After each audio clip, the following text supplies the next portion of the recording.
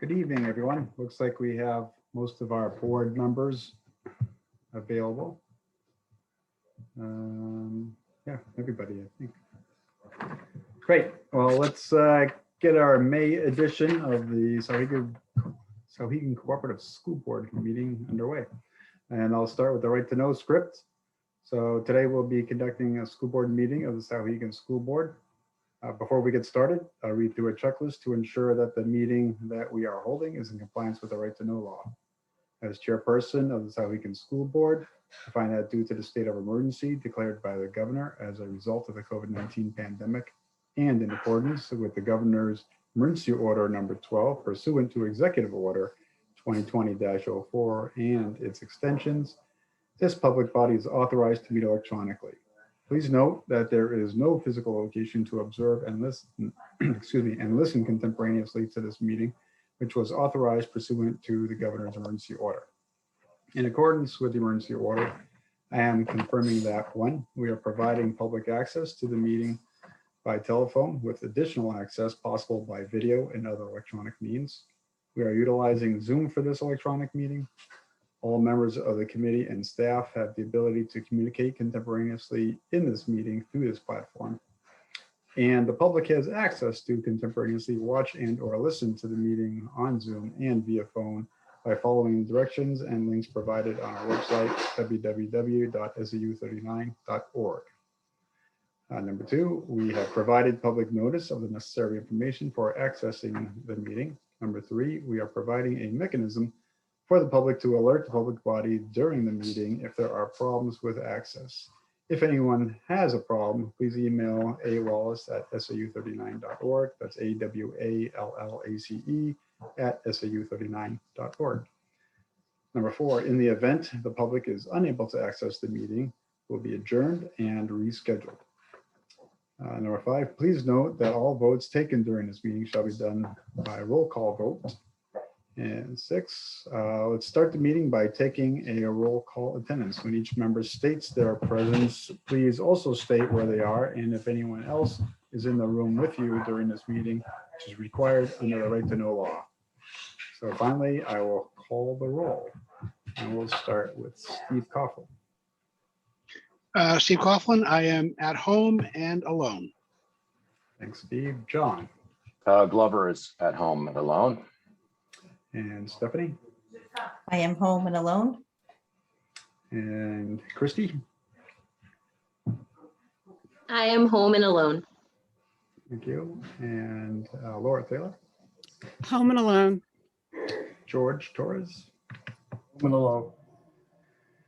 And I am also home and alone in this room.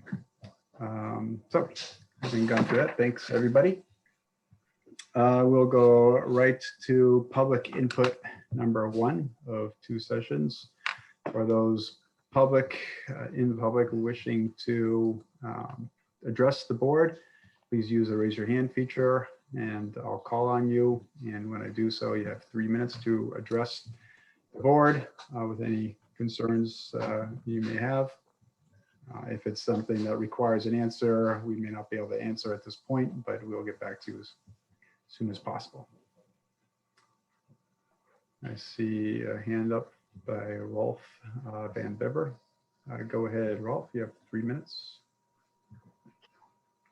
Can you hear me? Yes, go ahead. All right, I was just looking at the consent agenda and I noticed a charge for Hampshire Hills. It's something I haven't noticed before and I was just wondering what that expense was for. You're specifically talking about the treasurer's report. So if that is a concern, we can look into that and get back to you. Thank you. Sure.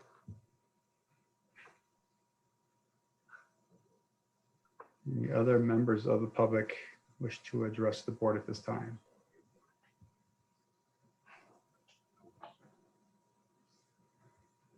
Seeing none, we'll move on. It's not on here, but I would like to go to any committee reports. I will start with Community Council and Ms. Delaney Facques. Go ahead, Delaney. We have an update for us. Yes, thank you. So The grade rep elections occurred last week, so we have our new set of grade representatives for freshmen, juniors, or next year's sophomores, juniors, and seniors. And then the freshman elections will happen next fall. Executive nominations occurred last meeting, so next meeting will elect our new executive members. And on the school board front, I will continue to help the new school board rep in the next couple of meetings, and then she'll, or whoever wins will take it over then. And then we are continuing to discuss our proposal that Sarah Tupper brought forward that creates the student feedback committee that works with the dean of students, but there was an amendment brought for the proposal that changes so instead of creating an entirely new body, it now revamps and remodels almost our current judiciary board. So that way it will still just be our judiciary board and our community review board, but the J board has a little bit of a different role in the school. So it'll take on the role of the student feedback committee. We haven't voted on that yet, but it could be voted on by the end of the year, or we'll just table it until next fall. And then also from a student standpoint, prom was definitely a success for both juniors and seniors. It's definitely a good time with the senior prom. I don't know about the juniors. The spring musical is this week. It'll be Thursday, Friday, Saturday, and Sunday. And then we have the senior trip finalized. So on June 3rd, the seniors will be going up to Gunstock Mountain Resort. And then we'll have that entire place to ourselves because they're opening it up for us. So that'll be cool. And then AP testing also begins soon. So that'll be something. And then I also just wanted to finish off my last report by thanking all of you guys for letting me be on the board these past 2 years. It's definitely been a pleasure. I've learned a lot and it's been fun. Thank you. Great. Well, you're welcome. And it certainly was great having a consistent person for a couple of years. We appreciate all of your hard work for working with the community council and bringing those updates to us on a timely basis. So we appreciate it. Maybe you can tell everybody what your future plans are. I know that you applied to several places. I don't think anybody knows where you're actually going, at least none of us. Yeah, so next fall, I'll be attending Villanova University and I'll be majoring in biology, hopefully on a pre-med track. Awesome. That's fantastic. Congratulations. Thank you. You're welcome. Does anybody have any questions for Delaney?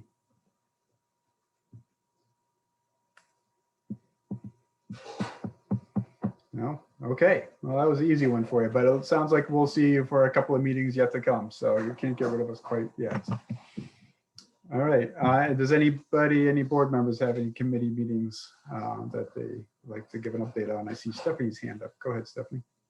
Yeah, a couple things. PTSA has their project graduation that they're planning. And if anyone's interested in volunteering, they're looking for people to help the evening, which is the night of graduation. You can contact Lisa Eastland. I know she's watching as an attendee tonight. But we can help you contact her if need be. Let us know. Also, later tonight, when we talk about projects, I found some funding through the county that's receiving money that we'll talk about, that we might be able to find some ways to fund a few of our needs and bigger projects. Awesome. Thanks, Stephanie. Mm-hmm.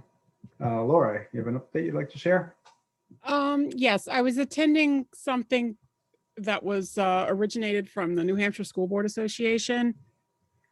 And it brought out that staff-student relations have changed a lot over the last 10 years.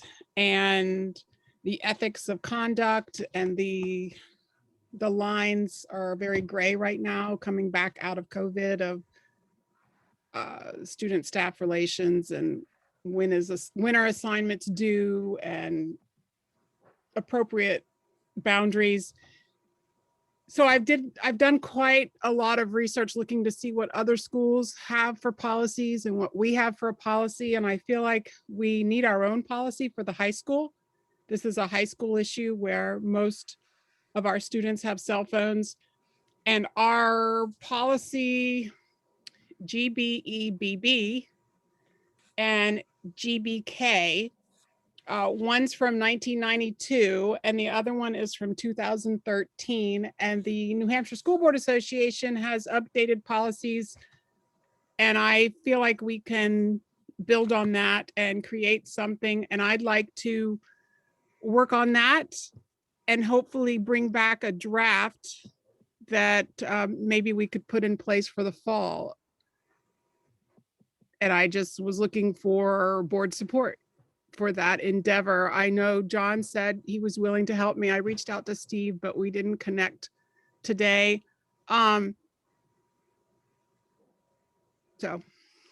Okay, well, thank you for that. I would say that's something you should definitely bring forward to the policy committee and, work that you're on the policy committee, right? Is that correct? Right. I feel like it's beyond the policy committee that we need to deal with this ourselves. The policy committee has like 50 policies or some large number they're looking at already. These are policies that are specific in the relationship with the high school. And I do not, I'm not bringing this up out of any concern of any knowledge, personal knowledge of anything to be concerned about, except for the fact that I think as the high school district has a unique, like we can come up with our own solution and then share it with the policy committee. Yeah. Okay. Thank you. I think I understand what you're saying. I definitely, if you and John want to work on it, you can bring it to the policy committee for their, after you do your first rendition and gather additional input, perhaps. So. And I'll also be reaching out to the New Hampshire School Board Association. They have more updated policies than ours for as far as theirs are still a few years old as well, which I think I'll ask them about too. All right, sounds good. Thank you.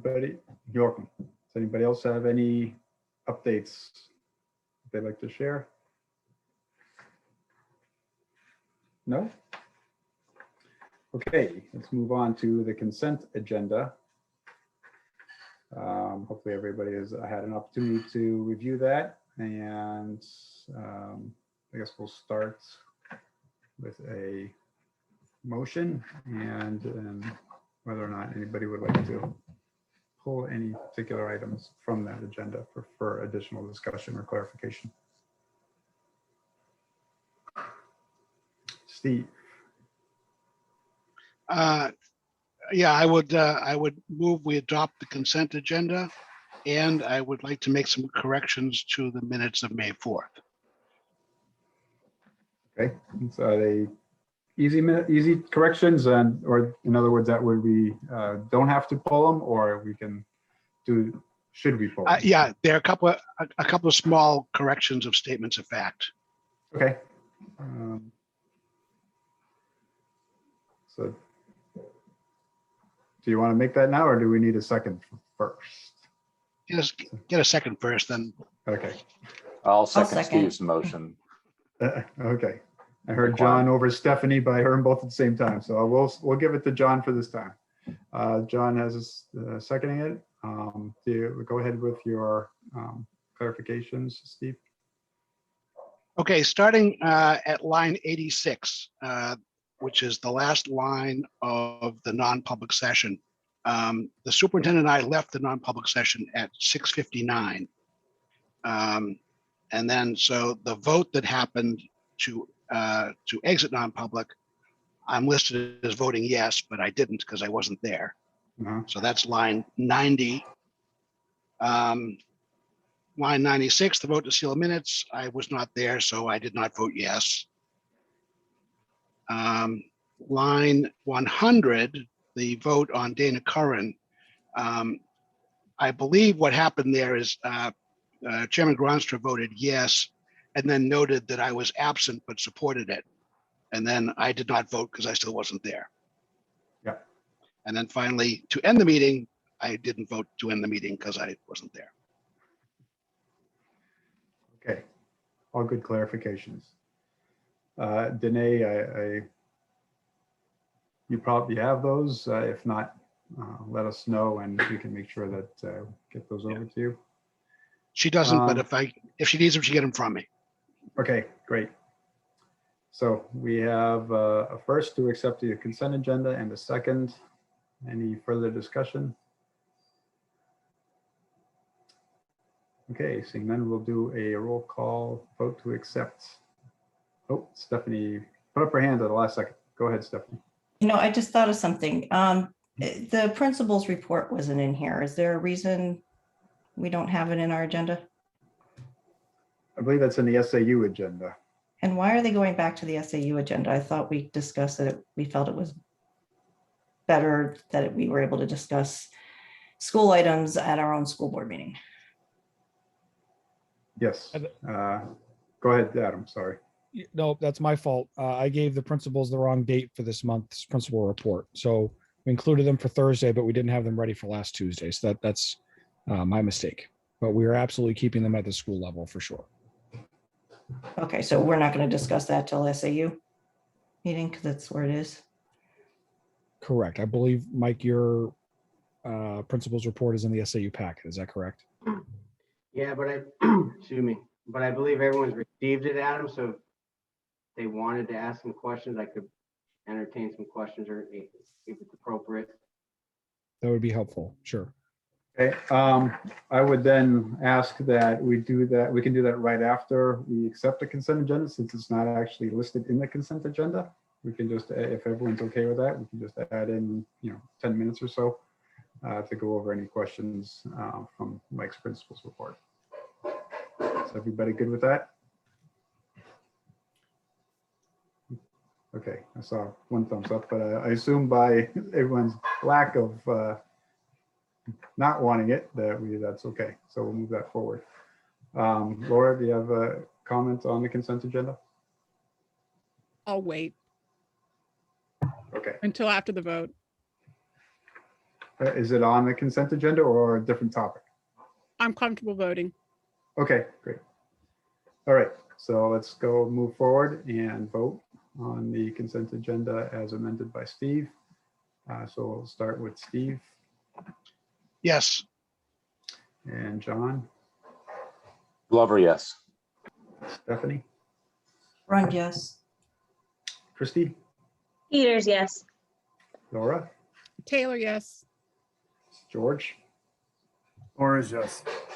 and Gronster, yes. So it's unanimous. We accept consent agenda as amended. And now I'd like to go and discuss the principal's report. If anybody has any particular questions off of that for Mike that he can answer. And I know Stephanie does, so I'll kind of give the floor to Stephanie first, and then we'll circle back. Sure. Hey, Mike, I was wondering, the last agenda and your minutes, you said that you were having a faculty meeting to discuss the revisioning process. And I was curious if you could update us on what type of discussions you have and where that's going and what came out of that meeting. Yes. So the last meeting that we had on the revisioning process was the 12th of May. And I've been working with a number of teachers, but specifically Ann Swift and Jeannie Sturgis and Carl Benavides, who've been doing a really nice job of kind of like organizing the activities that we're going to, in the protocols that we go through to basically what we're trying to do is look at all our existing documents, because we have plenty of the Constitution, the coalition principles, the vision, the Souhegan 6. And what we want to do is be able to come up with what teachers feel like is a vision of learning for the experience that students will get when they come to Souhegan. And by the end of that process, what I'd like to be able to do is say, hey, students and parents, let's talk a little bit about this, and here's what we have produced as what we think the experience could be, and try to align that with the strategic vision of the district and align that with the values of the community and the values of the students. And so we've been working on that in hopes to collaborate with students and families and the SAU as we move forward. Do you think there would be any changes to the Constitution, Souhegan 6, any of those documents that you might be recommending? Or are you just trying to align the teaching experience with our documentation as it exists? What we're hoping to is to get a kind of a series of statements or bulleted points that summarize what education will look like at Souhegan High School, so we can have a jumping off point as we look at aligning it to the district strategic vision, and then being able to clarify our experience. So if that does result in changing the Constitution and looking at the Souhegan 6 a bit more, yeah, I think that could happen. Do you think it would be beneficial if we had a school board member in those meetings if there could be changes to any of those documents? So we're apprised of that and not surprised down the road. In my professional opinion, we're a long way from that. Okay. This is the work that teachers are doing internally. And then what I'm hoping to do is kind of like hand over our work or collaborate with the school board and the district to make sure that it aligns. So this is kind of internal work at this point, but I do at some point would like to involve students and families and school board.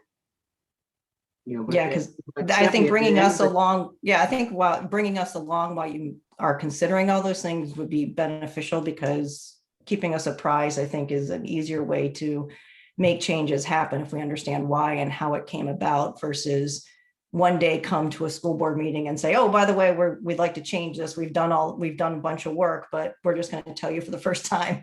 So I think anything we can do to help would be great.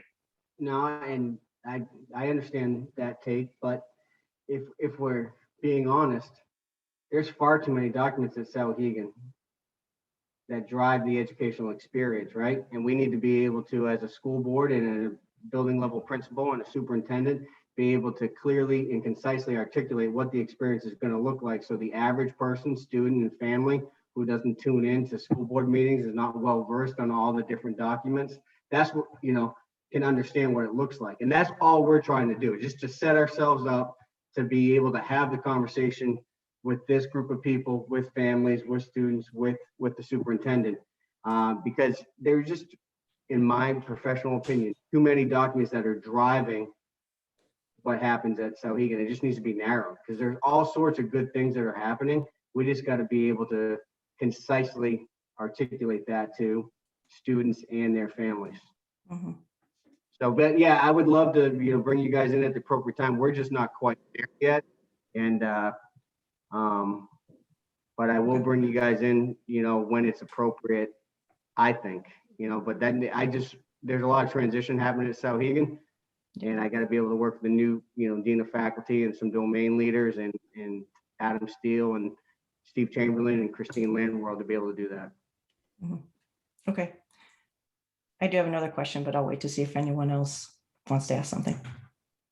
Thanks, Stephanie. Yes, I see Laura has her hand up, so let's go to Laura. Then Stephanie, you can put your hand back up and make sure that we get back to you. Go ahead, Laura. Yeah, all the documents that Mike was referencing are board policy. So I feel like the board should be very integral in any discussion about changing it or modifying it or condensing or redirecting it. Not that I'm opposed to any of the discussions. I think that's a great idea. I just feel that at least one board member should be in the room. Yeah. I think otherwise, Laura. To be honest, I think the spirit of the conversation changes when, whether it's a building level administrator or school board, central office administrator is in the room at this point, and we are not talking about changing the Constitution or changing the Souhegan 6 or changing, the mission and vision. All we are is looking at, what we are saying the educational experience looks like, and then seeing if that's actually what is happening. Because the reality of the situation that Souhegan is in right now is there's a little bit of a gap between what maybe the students are expecting and the community values and what might be happening. And we're just trying to examine that and see where we're at, and then we can involve other people in the conversation. I think this part wasn't even in my board report. However, you guys have knowledge of it. And I think we need to take a look at that before we get involved with the school board and other external stakeholders like students and families. Thanks. I'm going to call on John in a second. I just want to make sure that everybody's clear that the intent is for Mike and the administration and faculty really to figure it out. And then if it looks like there will be changes, anything, obviously, then make sure that he's got all the stakeholders, the board being one of them, involved in any of those processes. So I think that's what the direction is. So hopefully that allays any fears of being left out of this process, because obviously, as both Stephanie and Laura mentioned, it's critical that we are part of it. So I'm good with the intended direction that Mike is going to take. John, go ahead. Thanks. I'd like just echo what Stephanie and Laura said. I think I know where they're coming from. And, you know, frequently, and this isn't on you, Mike, this happens with a lot of things. Our visibility before meetings is very limited. And this is a way to attempt to have some more visibility sooner so that we can have a more productive meeting. That said, I'm inclined to trust you and trust your judgment and hope that that what you bring us is as soon as feasible, so that we can have an opportunity to also contribute to the process and launch it in a reasonable amount of time, so it doesn't have to take yet another school year gone before some of this gets sorted out. So I don't know what that means in terms of your timing, but that's my perspective on the matter. Now, I appreciate that, John. That's fair, and I appreciate saying that, you know, we might have to assume positive intentions and give the benefit of the doubt that as the building administrator that I'm managing the situation the best we can and in an appropriate fashion, and I feel like we are. And trust me, I'm not trying to keep people in the dark. It will be included in the board report when the time comes. The school year is rapidly ending. You know, we only have a few more meetings as a staff together, and I hope that at the next board meeting, you guys will be updated on a number of bits and pieces of information and work that we are doing as we close out this school year and turn the page to 21-22. Steve, you have a question? Not a question, a comment.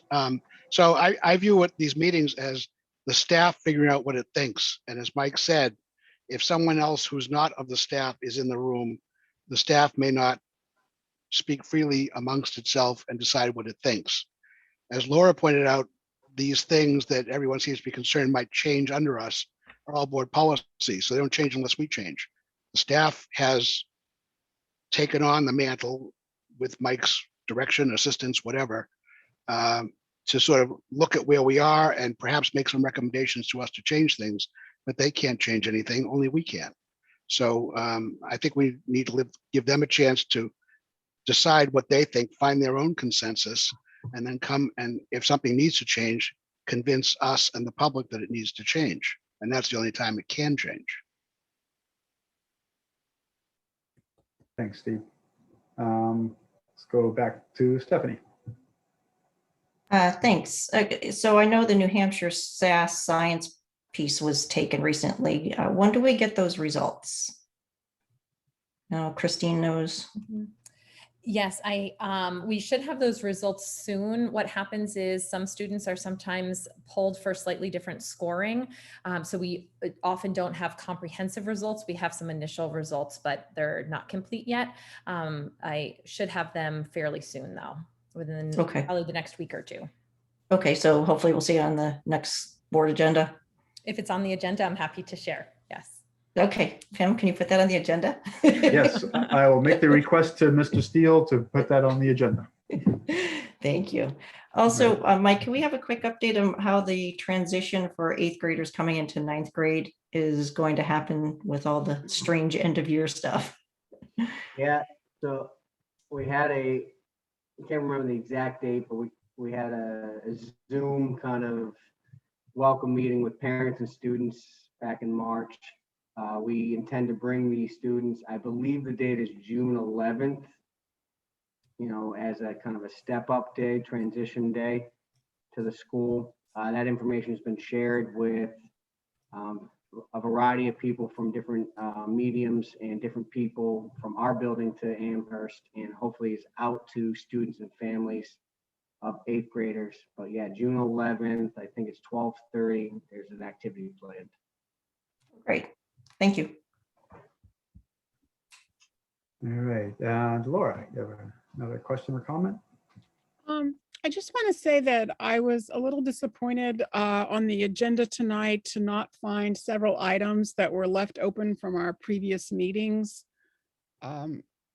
The board goals were supposed to be discussed again, and that didn't make the agenda. There's a math curriculum review, it's on the SAU agenda, but it's not on our agenda. And the information that we received as a board that there's an associate's degree with SNU that is being finalized, and I felt like that should be on the agenda for a discussion of how it benefits the school and other various questions about that particular issue. Okay, so I will make sure that they are on June's agenda. So you mentioned 3, the board goals, which I also noticed and have already requested that. The second one, I'm sorry, was what? Mike had sent a memo to the board, and in it he discussed that SNU, they're entering contracts with SNU for it to be an associate's degree at the high school. And I had a lot of questions about the details of that benefit to our students. Okay. Can certainly get that on. And then the last one, again, sorry. The math curriculum review curriculum. committee and their progress. I know that there's something in Mike's principal's report, but I just felt like for the high school specifically, we could address math topics. Okay, I have those down, and I will ask Mr. Steele to make sure that we have some discussion topics built around that. I have one more question if no one else has questions. I do not see any other hands up, so go ahead. Okay, in the principal's report, there's a footnote at the bottom that says the Souhegan 2021 to 23 initiatives to objectives, outputs, outcomes to the wider SAU 39 vision. Do you have any working documents discussing and highlighting what these are, and then highlighting the wider vision that you're trying to align to? I do not have any. I had some stuff there in the beginning of the year, and after some comments and conversations with, Pam, Christine Lero, Adam Steele, we decided to kind of, just take a step back from those initiatives that were included for a couple of board reports, directions that I wanted to take the school in based on conversations I had with, people in the school. And what we decided to do is kind of hold off, as the statement says, get aligned with, Amherst and Mount Vernon to make sure that it's a concise, consistent message K through 12. And that's where we're at in that. So there are no working documents. Right, but the SAU wider vision, I'd like to know what key factors of that vision you're trying to align to.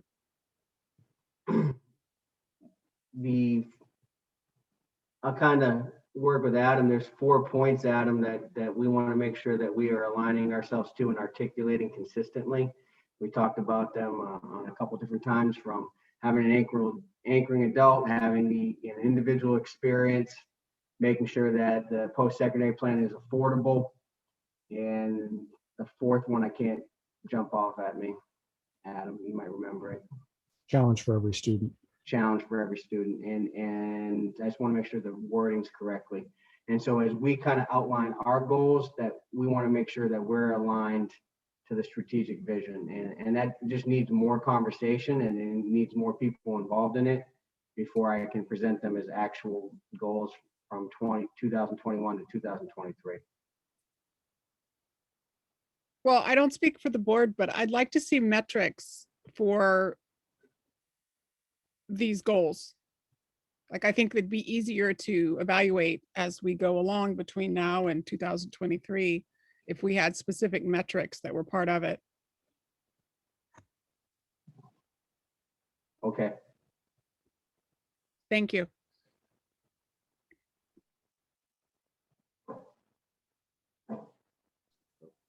Does anybody else have any questions or comments?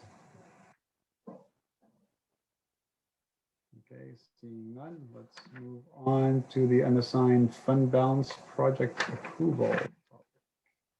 And I will turn it over to Superintendent Steele, who can turn it over to whoever he wants to.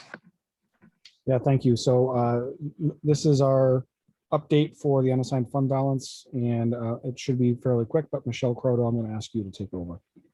Sure, thank you. You have a document in your packet that shows through the end of March what the current unassigned fund balance projection is. Right now, we're at about 643,000. Of that, 300,000-ish of that is from revenue, so that is not available to the board to utilize in this fiscal year, but that will go toward, supporting warrant articles in June.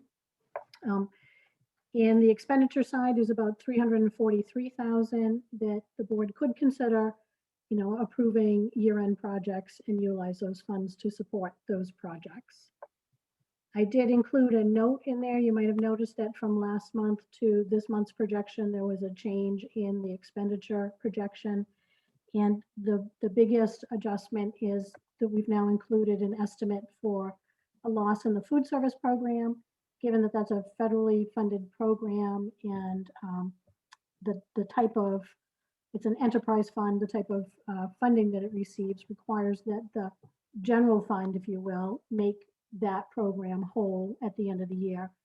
The majority of the reason for the loss in that program is due to a decrease in the revenue in food service. There's a significant amount that in prior years was earned through a la carte sales and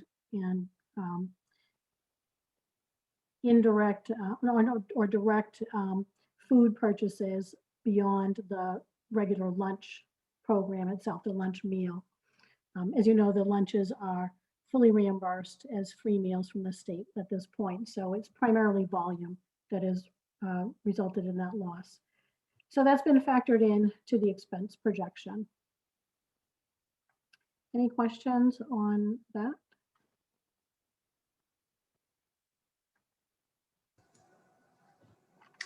It doesn't look like it. So at this point, are we, that your next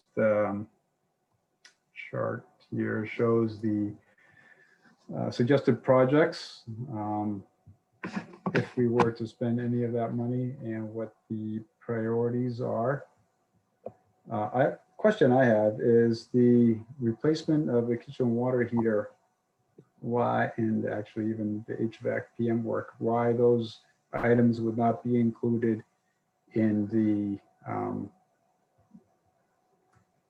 the fund that we have for those items, the maintenance fund. Yeah, typically we don't want to hit that maintenance fund if we don't have to. So if we have funds available, it's typically preferential that the board use funds that are available at year end as opposed to withdrawing from the capital reserve or expendable trust fund.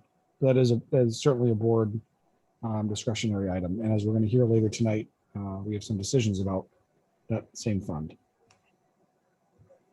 Okay, so maybe we should wait until we have that discussion before we start to decide which ones take a priority over other items on here. I see Laura's hand, and then John's, and then Stephanie. So we'll start with Laura. My question is about the American Rescue Plan Act. It says the money has to be spent between 3/13/2020 and 9/2023. Or no, this one, that's the one above it. But the American Rescue Plan is the 127 projected or anticipated. What strings are attached on this list of work that could qualify for that money? And does it, I'm assuming it has to be spent if we receive it, is that correct? Well, we would have to draw down the funds. We do anticipate receiving about 2/3 of the funds at some point in this month. But then there are certain requirements that have to be met. One of which is, and I know Adam is Superintendent Steele is aware of this, and our leadership team is diligently working towards a reopening plan. That's one of the requirements, but there are several items that come along with that funding, and those requirements are just now being rolled out and discussed. As the money comes from the feds and through the state, they're refining that list of expectations for us to receive those funds. So I don't have a complete list for you as of now because the state is continuing to develop that.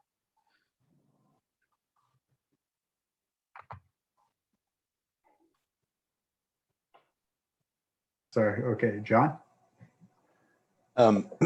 Yeah, just based on Adam's response to you, Pam, about, something like a water heater kind of does feel like something that might come up in the capital needs assessment. So the question is the water heater part of the capital needs assessment such that it's a budget line in there, and so the funds we're raising for that fund are for this very thing? And if that's the answer is yes, then it seems like that's what those funds are for. So I don't quite know why we wouldn't use them for things that are expected and anticipated to be used for that purpose. I agree, John. I believe, and I don't have the entire plan in front of me. And of course, I told Roger that he probably did not need to attend tonight because there will be no questions about facilities this evening. But I believe it's that water heater was scheduled. It is included in the capital needs assessment, but was not expected to be replaced for a few more years. So we haven't specifically raised the funds for it yet. So I would assume that if we replace it now, a future request for capital needs assessment funds would be lowered as a result. Okay. Thanks, John. That's exactly where I was going with that question. So, Stephanie. So a couple of things. So I just want to say I agree with John on some of those things that might be considered a maintenance item, probably should be in maintenance and not necessarily show up here, would be my thought. The other question, the replacing the road sign with electronic sign. Now, Michelle, that was something you had said we were asking to use one of the state recovery, one of the Recovery Act money requests. Did we get that back that we can't use it, or are we just waiting on it? And yes, I'm happy to share some additional information on that. We did submit a written rationale to the Department of Ed for their initial consideration, and we received preliminary approval. Nothing is final until it goes through the grants management system. So we are now in the process of entering what's called an activity through that system to request formal approval for use of those funds. It would be ESSER 2 for that purchase. All right, so here to meet the requirements though, and that's before we went through that process of submitting it in the grant, we wanted to get some indication as to whether or not this would even be considered ineligible item. Okay, so it does look like it, so we don't necessarily want to think on spending it here. Okay. So I have two thoughts. One, because we took all of the unreserved fund balance back from the taxpayers this past year, there was absolutely no, nothing given back to the taxpayer. We're only talking $343,000. The question is, should we consider giving that back to the taxpayer as a little relief? I just think 2 years in a row not giving them anything after asking for an increase in budget is a little sketchy not to do something like that. So I'd like us to consider, maybe, unless any of these are absolutely have to, something's falling apart, maybe consider giving back to the taxpayer. And then Pim, let me know when you want me to bring up the other funding source of information that you might have access to. Yeah, so I would like you to bring that up, but let's go to John. He's got a question, and then if there's no questions right after that, then I would say it's a perfect time to bring that up. But before I go to John, sorry, I have to make you wait for a second, John, because I also noticed on the HVAC PM work to be funded with emergency order funds. So Michelle, can you provide a little bit more insight there? So the emergency order funds would not necessarily come out of these unexpended revenues, unexpended expenditures fund, right? Right, the emergency order funds are those funds that were carried over from the prior year. So it is an expenditure in the current year, but funded from the prior fund balance that was carried over. Okay, so it comes out of our current fund balance, even though it was from last year's fund balance? It comes out of the 417,000 that was carried over from the prior year.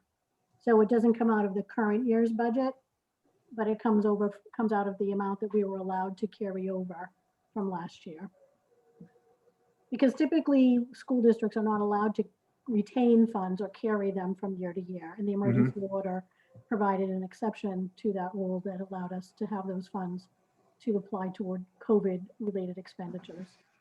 Okay, so then just to expand on that for a second, sorry, John, is that if that's true and we get the ESSER 2 funding for the electronic sign, and we use our preventive maintenance fund to take care of the water heater or whatever the right fund is, and potentially we don't do anything else. Let's just, this is just a scenario I'm playing out. The unexpended fund balance would not change. The 343 would still be 343. Is that correct? Theoretically, I want to add a caveat to that because this is a projection, and I will share that there are some funds that we are not including in this projection because we have to continue to make them available for contractual reasons and so on and so forth, that we really won't know until the end of the year if those funds are released. Sure, no, I understand that. But I guess my question is that whatever that number is will not get impacted by any of these other items that are on this list the way we're currently looking at it. Right. Okay, thank you. John.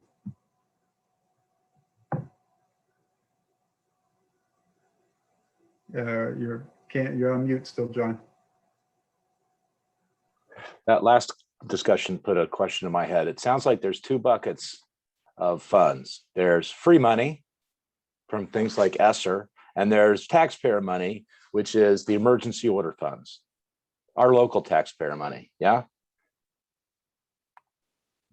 And there's the current year. I mean, there's no such thing as free money, grant me, but there's federal and state money that didn't come directly from our local taxpayers in the ESSER and other funds that supported relief. And then there's these emergency order funds, which are carryover unexpended fund balance from last year, which is our local taxpayer dollars. Okay, so if we did a project with those funds, the HVAC PM work as on the list, then that would be money that in this year, if we didn't expend those funds, we would ostensibly return to the taxpayers this year. To my knowledge, there isn't any approval to carry over funds for the emergency order funds to the next fiscal year. I know there's been some discussion about that, but Oh, okay. Fair enough. Assuming that carryover doesn't continue. Whereas in contrast, if the sign, for example, is the SR2 funding pays for it, then that does not, like Pam's point, that does not affect at all what we would or would not give back to taxpayers at the end of the year. Okay. That's great. Thanks for the clarification. Now, the original question was this list. I appreciate the descriptions, but is the bolding and is that an indication of priority? Because there's not like a need, because there's not really in the description doesn't really describe like the urgency of selecting one of these over another. in speaking with Roger, those were the areas that he would encourage us to focus our attention. You can see that some of those priority items also have other potential funding sources. So for instance, the locker rooms, those are the lockers for the locker rooms. Those are important, but currently we have them projected in next year's budget. Okay. When do we need to make a decision? I mean, obviously it's before July 1. I almost feel like we would benefit from a conversation with Roger about his impressions and what his observations are on how, like, repair block on building. Well, it's not bolded, so how bad is that? What does he think about that? You know, and it's an expensive item. Where does that fit? Is that part of our capital needs assessment, or is that something that was outside the scope of that assessment? You know, certainly the electronic road sign would be nice, I guess, but it's obviously not a. I mean, what's the? I mean, if it's from the ESSER funding, I guess maybe, you know, that's something to consider. I don't know that we can have enough discussion amongst us right now without and make a decision. It would be beneficial to talk to Roger about some of these things. Yeah, so we'll do that at the next meeting, John, especially since we don't know, by the next meeting, we will know rather, if the budget passed or not, and whether or not we need to include the locker rooms in these discussions at that point. So then we can start to really understand what the priorities are, and I think having Roger there would be beneficial to get his insight into these areas as well. So is that something that we can make sure we get on there, Adam? Great, thank you. Great, thanks, Pam. And you, Sure. and you do have a little more time to make that decision. The critical piece would be to have a purchase order in place prior to June 30th. So there's a window of time to work with. Great, thank you. Steve, you have a question or concern? Concern, I can't let a meeting go by without advocating for the electronic road sign. And my only concern is, will we know, will it pass through the grant proposal system in time for us to know by our next meeting, so that we could potentially, John's concerns notwithstanding, vote for this at the next meeting if we're not going to get the ESSER funds completely approved. If there is some delay where we don't know by then, we can certainly set another meeting for as late as June 30th to make the decision. So And think we'll yeah, be- but so I don't know that system. I don't know if June 30th is a realistic deadline for them to press the approve button or not. I don't either. And Michelle, weigh in on this. In the worst case scenario, we could encumber funds with a purchase order that we subsequently cancel with the contract with the vendor. That's a possibility as well. You could, that gets a little waffly because it's supposed to be a legally binding agreement. So we have to think through that, and make sure that's perfectly legal to do that. Okay, thank you. Okay, I think now would be a good time to circle back to Stephanie and get her comments on these other potential funds that she has some information on. Sure. So one of our state representatives approached me and said, "Hey, did you know that there's potentially some grant money you guys can ask for?" And I said, "No, please tell me." So the American Rescue Plan Act of 2021 is giving money to state, local, and county governments. The county piece is the more unusual piece. So this is the first time they've really received a significant amount of money, and the state of New Hampshire and our county alone received $46 million to spend. And specifically, they're looking to help. They'd love to be able to help kids is one of the things they're really interested in. They want to connect funding that addresses harm that results from the public health emergency. One of my thoughts was, well, our HVAC needs clearly meet that requirement. I don't know if we really get $17 million because there's the 46, because this is going to the entire county. But the question is, what do we have in our projects that maybe we can ask for? I was even encouraged to look at our science labs as deferred maintenance and safety issues maybe in our chem labs or something we can write up and ask for money. Now they're working on the budget right now for this, so we need to get moving on asking for the money. I started working with Amy a little bit on trying to figure out how we ask for the money, but the question is, what do we want to ask for? So he said, ask for anything you want. Megan Murray has given me all the documentation on it. I can send it out to you. It's over 100 pages long, just to try and figure out what we're allowed to spend it on. But I thought, let's figure out what we can throw in the bucket and ask for all of it. So the question is, I could put all of these things on here that Michelle listed to use on our unreserved fund balance for, So and see if we can make a case. Yes, Adam. Go ahead. So I would suggest, given the timeliness of this, and first of all, thank you to Stephanie for being receptive to a local representative who brought that forward, because I had no idea that funding source existed. So first of all, I don't want to keep going without thanking you, Stephanie, for that. I would suggest that Stephanie continue to work with Amy Facques on this, because Amy will be here past July 1 during the implementation phase of this potential grant. And I'd suggest that the board authorize me as superintendent to pursue this grant opportunity to the fullest extent possible and report back to the board if there's anything involving the board.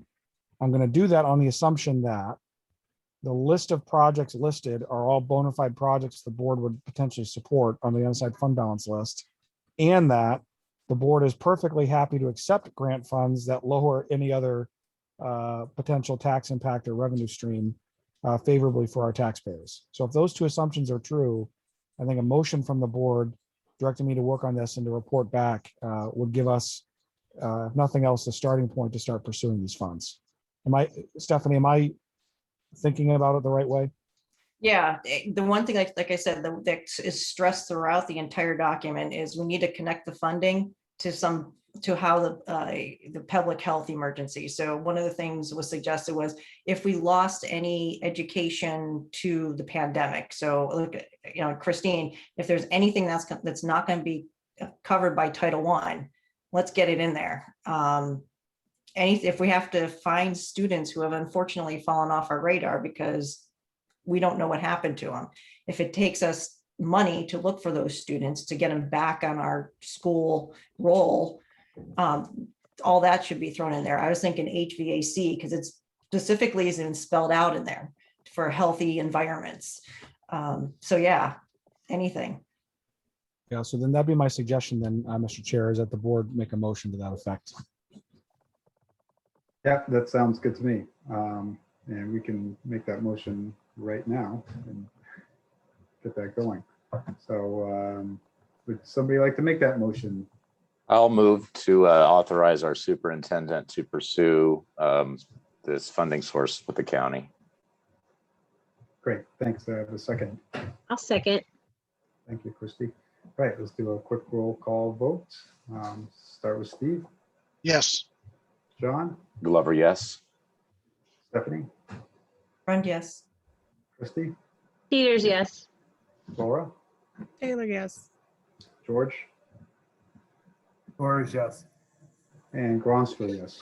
Okay, so it's unanimous, and we have that motion passes, and we'll leave that to Adam to pursue along with Stephanie and Amy.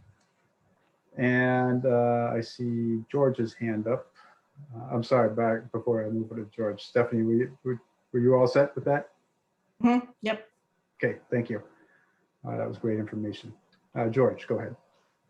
Yeah, just a quick question on what Stephanie brought up. Has those funds already been distributed to the state agencies or the counties, or are they looking for allocations from the Fed on that? Do we know? I don't know exactly if it's been allocated, but they do. I was told they know they had 46 million. Okay, and the only reason I bring that up is sometimes with these programs, if you don't meet certain criteria, those grants turn into either low interest loans or, and I don't think that'll be the case, but something we may want to be cognizant of because we're going through some of this and some of the CARE funding right now. And if we don't meet strict SBA guidelines, the monies we received, which was deemed forgivable, now becomes payable over 2 years. So just something we may want to be mindful of. Yeah, I hear what you're saying. It was clearly said to me, it's flat out grant money to give away. This is not one of the first times that the county actually has been given sums of money like this. So they're working their way through the details of how to do it. So I wonder if something wouldn't come up, but I've been talking with Megan Murray and she's really on top of it. All right, thank you. Awesome. Thanks everybody for that one. So I think this kind of segues nicely into the next part, which is the CIP discussion. And this is clearly in Michelle's wheelhouse. So take it away, Michelle. Sure, thank you. You have a proposed CIP list in your packet. Amy and I met with Nick to talk about the CIP process. They are a little behind their timeline this year due to the late voting, but we did just receive the forms to fill out for submission. This list that you have, there's 24 items on the list. It shows both Amherst and Souhegan because CIP is total Amherst related projects for the town. It shows items that are carried forward from last year, and then the additional items that in our capital needs assessment would meet the criteria to be included in the CIP planning. And that criteria is primarily, a project that is, more than a year life cycle and $75,000 or more. We have had some items such as furniture where individual items or individual purchases and plans might be less than 75,000, and they've had us combine them because of the total level of the purchase to include them in CIP. So to go through a quick summary, the first 6 items are the funding plan for the capital needs assessment. So those items are based on the projected expenditures and how much would be needing to be put aside to fund those expenditures in the future. So you have 2023 through 2028, and you can see the total amount that would be requested from both the Amherst School District and the Souhegan Cooperative School District on that list. Then the next item that would be on the Souhegan list is down on item 16. That is the building construction. So that's a placeholder. We have it in there right now at $5 million for building renovation. More, to be done to refine that, but we do need to have something in the CIP plan for projection purposes, and that's in 2023 currently. Then part of the repairs and maintenance type item, you have for crack fill and seal coating and restriping of pavement. That's in there for 2027. And then in 2024, you can see classroom furniture. That's an area where there were several smaller purchases that were combined into one item. Turf field replacement, we have a cost item in there for 2026, projecting an estimate as a placeholder for that work. The annex projected for 2023 at approximately 430,000. And then the last item on there from the capital needs assessment is in 2028, the radio systems for the buildings. So in all, Amherst and Souhegan together, it's $112 million for Souhegan's portion. It's 6.4, almost 6.5 million in funding for the 2023 through 2028 timeframe.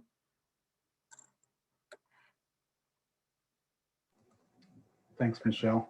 Does anybody have any questions concerning the CIP list? Stephanie, go ahead. Yeah, the $5 million for the building construction for Souhegan.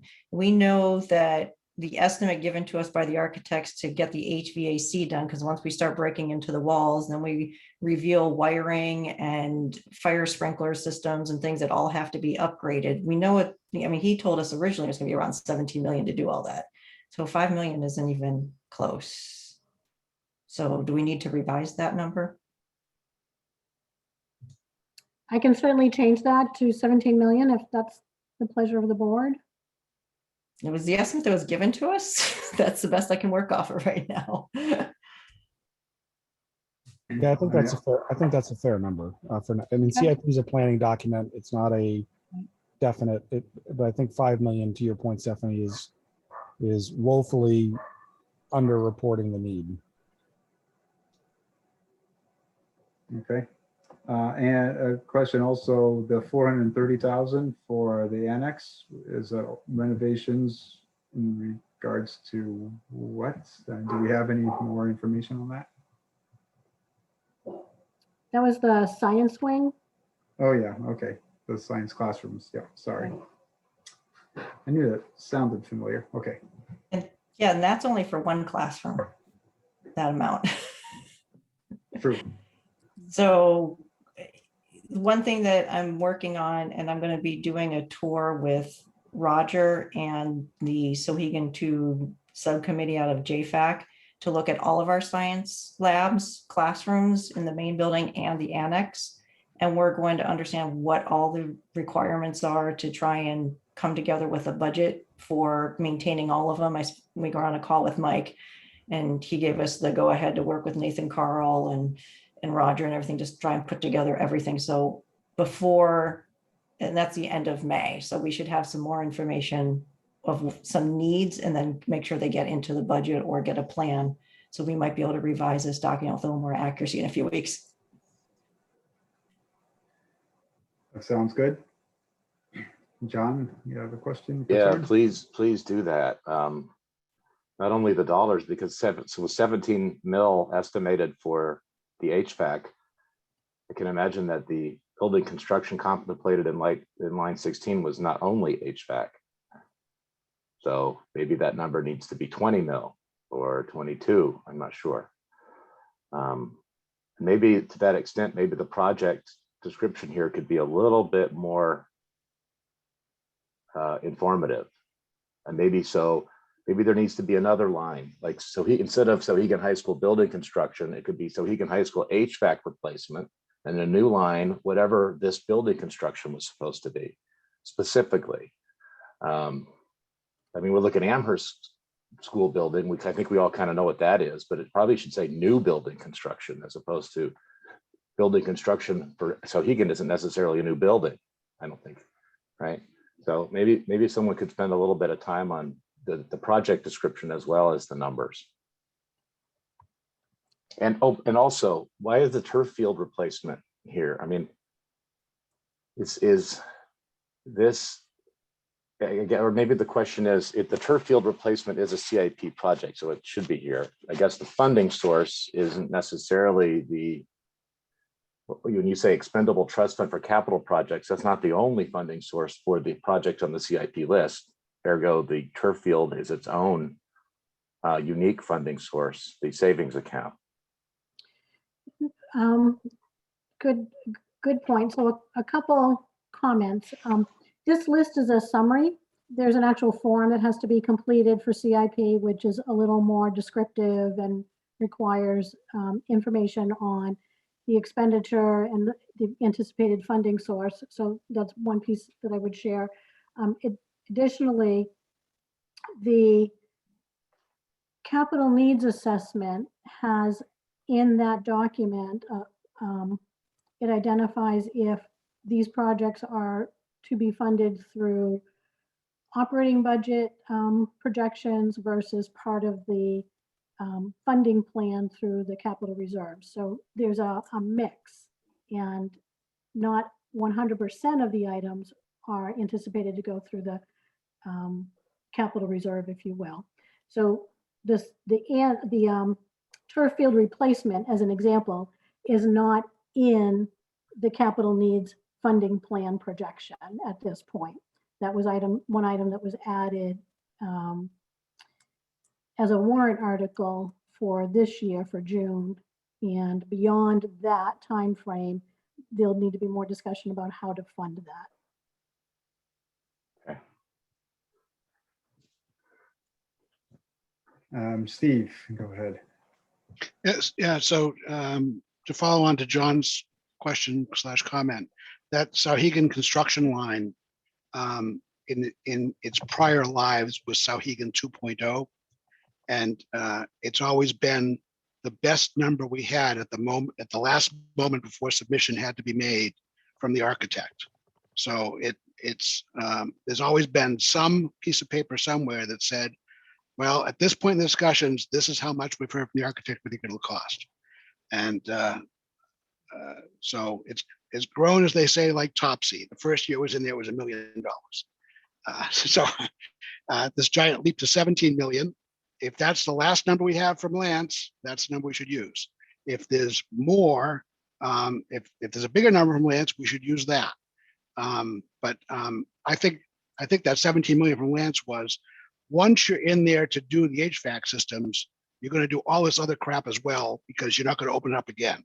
And that's why it suddenly grew to 17 million, not because it was a very expensive can opener to start with. So I think it covers almost everything that 2.0, almost everything that 2.0 would have covered. Thank you, Steve. And I think I do have a note in my file here that says believe the original 2.0 projection was 38 million, but that included items that were then parsed out of the project. So depending on the extent of the project, that will drive your most recent estimate for the cost as well. So I've updated that to be 17 million at this point. Yeah, that was I think what we always get from Lance, the architect's wildest dreams about what would be the perfect school we could build, and then management applies some reality tests to it. So I'm fine with it coming down from 38 to 17.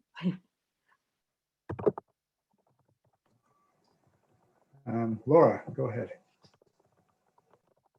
I wanted to ask if we're considering other architects. I have heard rumors.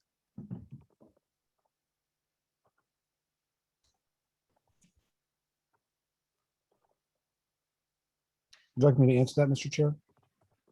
Sorry. Yeah, you looked like you were getting ready to answer. I assumed you were. So yes, please. I was preparing, but yes. First, Laura, I'm concerned about how you hear rumors. Anytime you have a question, you can certainly reach out to me or anyone else. But as you know, the rumor mill is not a helpful thing. But on the Amherst side of the projects, the Amherst School Board selected Banwell Architects for their both new elementary school project and their middle school renovation project. And so Banwell Architects out of Lebanon, New Hampshire will be architect of record there. For Souhegan projects, there's been no need to start the process to identify a permanent architect for projects. As you might recall, the LaValle Brenzinger was used for the studies that were done thus far, but there is no architect of record for the larger Souhegan 2.0 project, and there won't be until there is an RFP and RFQ process that is competitive and would require board approval. Has that change affected the pricing? What changes that, Laura?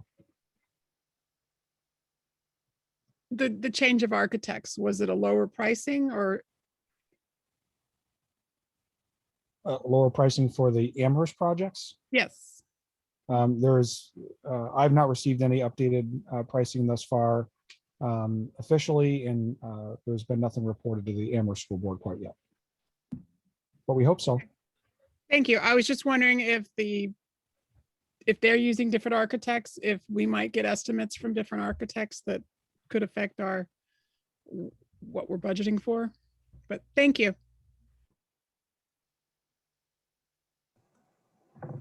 Okay, any other questions concerning any of the CIP list?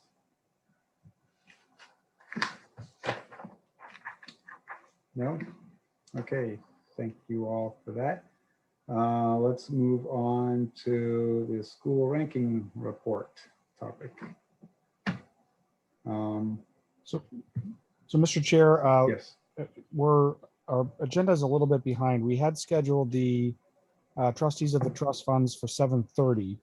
I see one of the trustees of the trust funds is on with us now. I wonder if, with your okay, I wonder if we might ask them if they'd prefer to go a little bit early before this next agenda item, so we're not keeping them, or if they're okay waiting until after this next agenda item.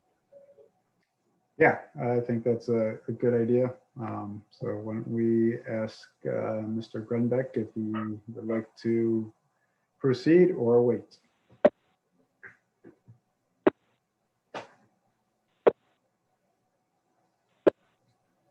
Bob, are you there?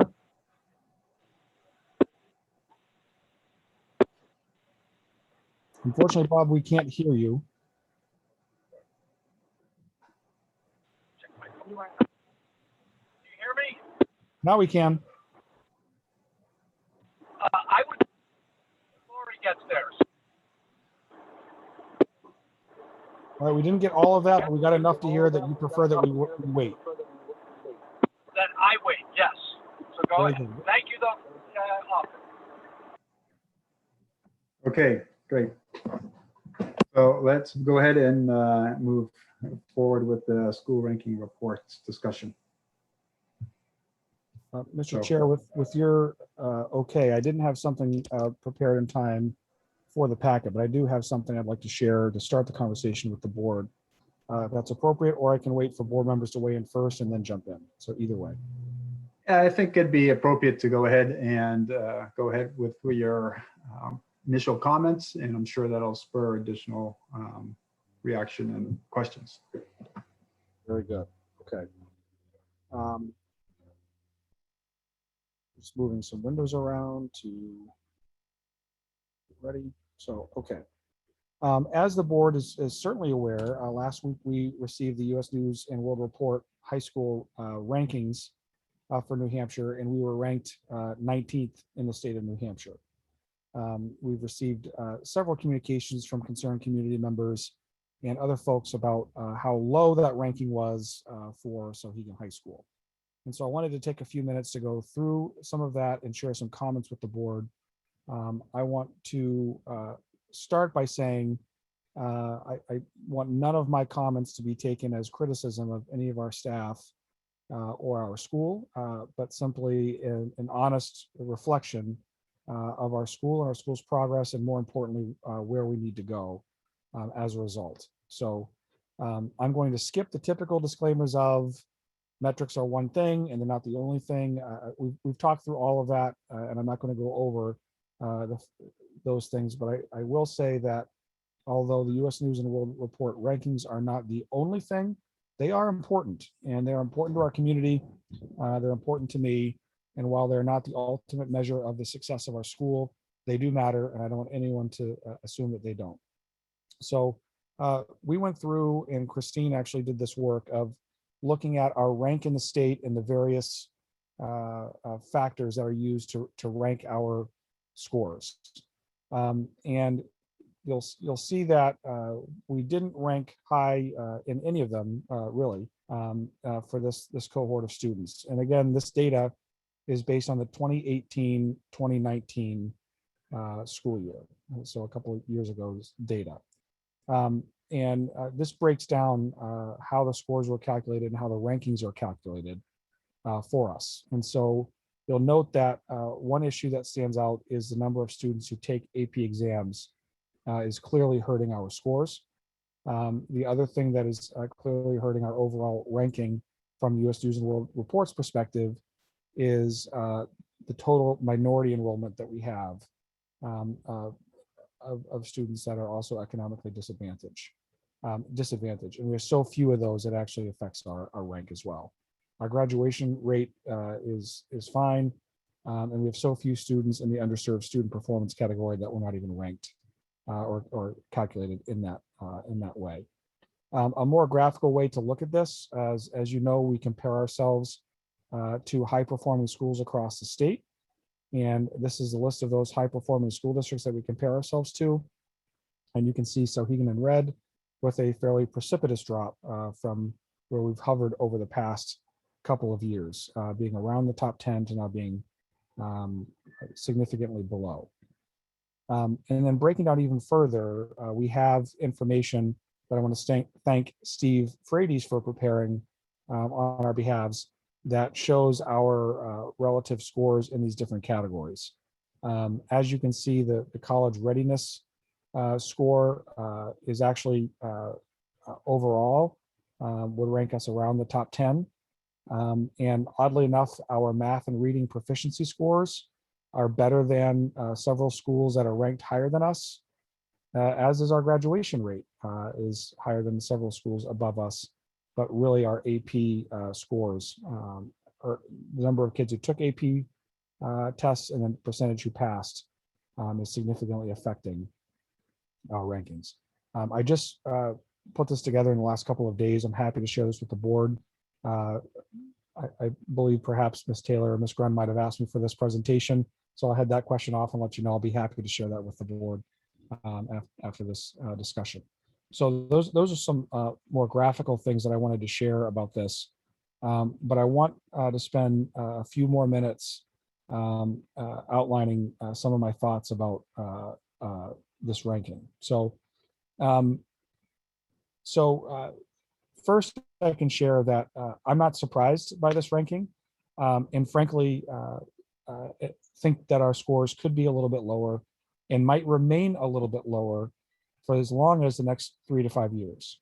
So I want to set a very clear expectation for our board that the things that we're doing as a school system that are strategic and that are specifically addressing concerns that reflect our rankings take time to impact what we're doing, and that it's possible our scores won't be where we want them to be for a couple of years further. Next, what we've identified as a school system and as a group of instructional leaders in our school is that our teachers, particularly at Souhegan, need instructional support and coaching in their content area for them to be more effective as teachers. We have spent a significant and inordinate amount of time on professional development around assessment and around our curriculum. The area that is an area of concern that we've identified is around instructional support, specifically in teachers' content areas. In other words, Mike Berry, as a history teacher and now principal, is most adept at evaluating teachers that are also in humanities, because that's his area of expertise. And while he is principal, certainly can evaluate effectively math teachers, science teachers, world language teachers, etc. Teachers in those content areas will get more effective instructional support if there's an administrator that provides that level of support from that area of expertise. And so if you've paid attention over the past couple of years, as our board certainly has, what we've done is we've added a second assistant superintendent at the secondary level specifically to assist with all of our educational practices Steve Chamberlain is going to be in classrooms all the time. That is going to be most of his job, working with teachers, working with our instructional leaders on providing teachers instructional support in their content area. We've added domain leaders at Souhegan High School in both the math and science realm and the humanities realm, and more coming if with the board's support. The purpose of that is to provide our teachers that specific content level support as an administrator. I will share in a previous school district where I worked, where we did something similar. That school district saw their scores in the U.S. News and World Report rankings increase significantly, and they actually traced it back to, they believe, from their teachers, from their administrators, it was because of that content level administrative support that was provided to teachers that they said improved their scores and improved their instructional data, instructional outcomes. And so I believe strongly that what we've done is intentionally around addressing the issues that are borne out by things like the U.S. News and World Report rankings. I want to continue by saying, and this is sensitive to say, I want everyone in our school community to hear this well. As we've all done through COVID, as we've survived it, I think we need to have continued conversations about the rigor of our high school curriculum. And I say that because even before COVID, our NWEA data that I've shared consistently has showed that our highest achieving students that rank in the top quartile of performance, meaning of all the students in the world that take the NWEA as an example, those that land in the top 25% of all students in the world, which represents about 40% of our students rank in that top quartile, those students are growing the least in our school system. And we've talked about that consistently. And that means there's an issue potentially around rigor. And we need to continue to have those conversations. We also need to recognize that at Souhegan, there's been a almost complete changeover of leadership at Souhegan High School. This is Mike Berry's first year, and he's doing a tremendous job, in my opinion. And he's building his leadership team almost from the ground up.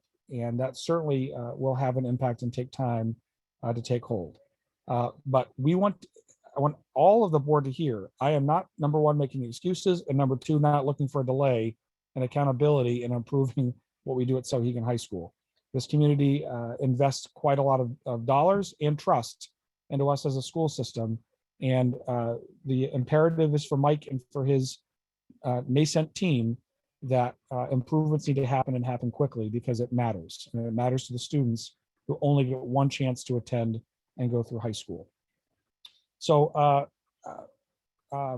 if our scores really did rank where we wanted them to be, if we were a top 5 school system, I think you could make the case that the investments we're making around administrative support and instructional leadership may not be as needed as they are. I have recognized these concerns. I've seen them coming. I've seen them persist. I've heard our community members talk about the imbalance of investment with outcomes, and know that in order to address these things, we need to do some of the things that this board and other boards have supported in our SAU. So the long and short of it is, if you want to play the game of the U.S. News and World ranking scores and their rankings, we need more kids to take AP tests. That is the easiest way for us to improve our rankings, if that's all we care about. And so if that really is critical to us, we need to perhaps start thinking about investing in paying for the tests, not paying students, paying for the tests for students to take. Because right now, most of our students are taking AP courses as dual enrollment classes, and taking the AP test doesn't get them anything. They get the dual enrollment credit from the community college or SNU or whoever else, and there's really no benefit to them in taking the AP test. And so that's one thing. If we really care about just the rankings, we might want to consider investing in having students take those, paying for students to take those tests. So in short, I want to be crystal clear about this. I'm very proud of the work we have started in our school system and in my tenure as superintendent. But I absolutely agree that these ratings and these rankings matter. They matter to our community. They matter to people moving into town. They matter to people who compare our school system to every other school system in the state. and they matter to me as superintendent. Not the only thing that matters. They are not the only thing that matters. The ultimate success of our students is what matters to me. But these things very much matter.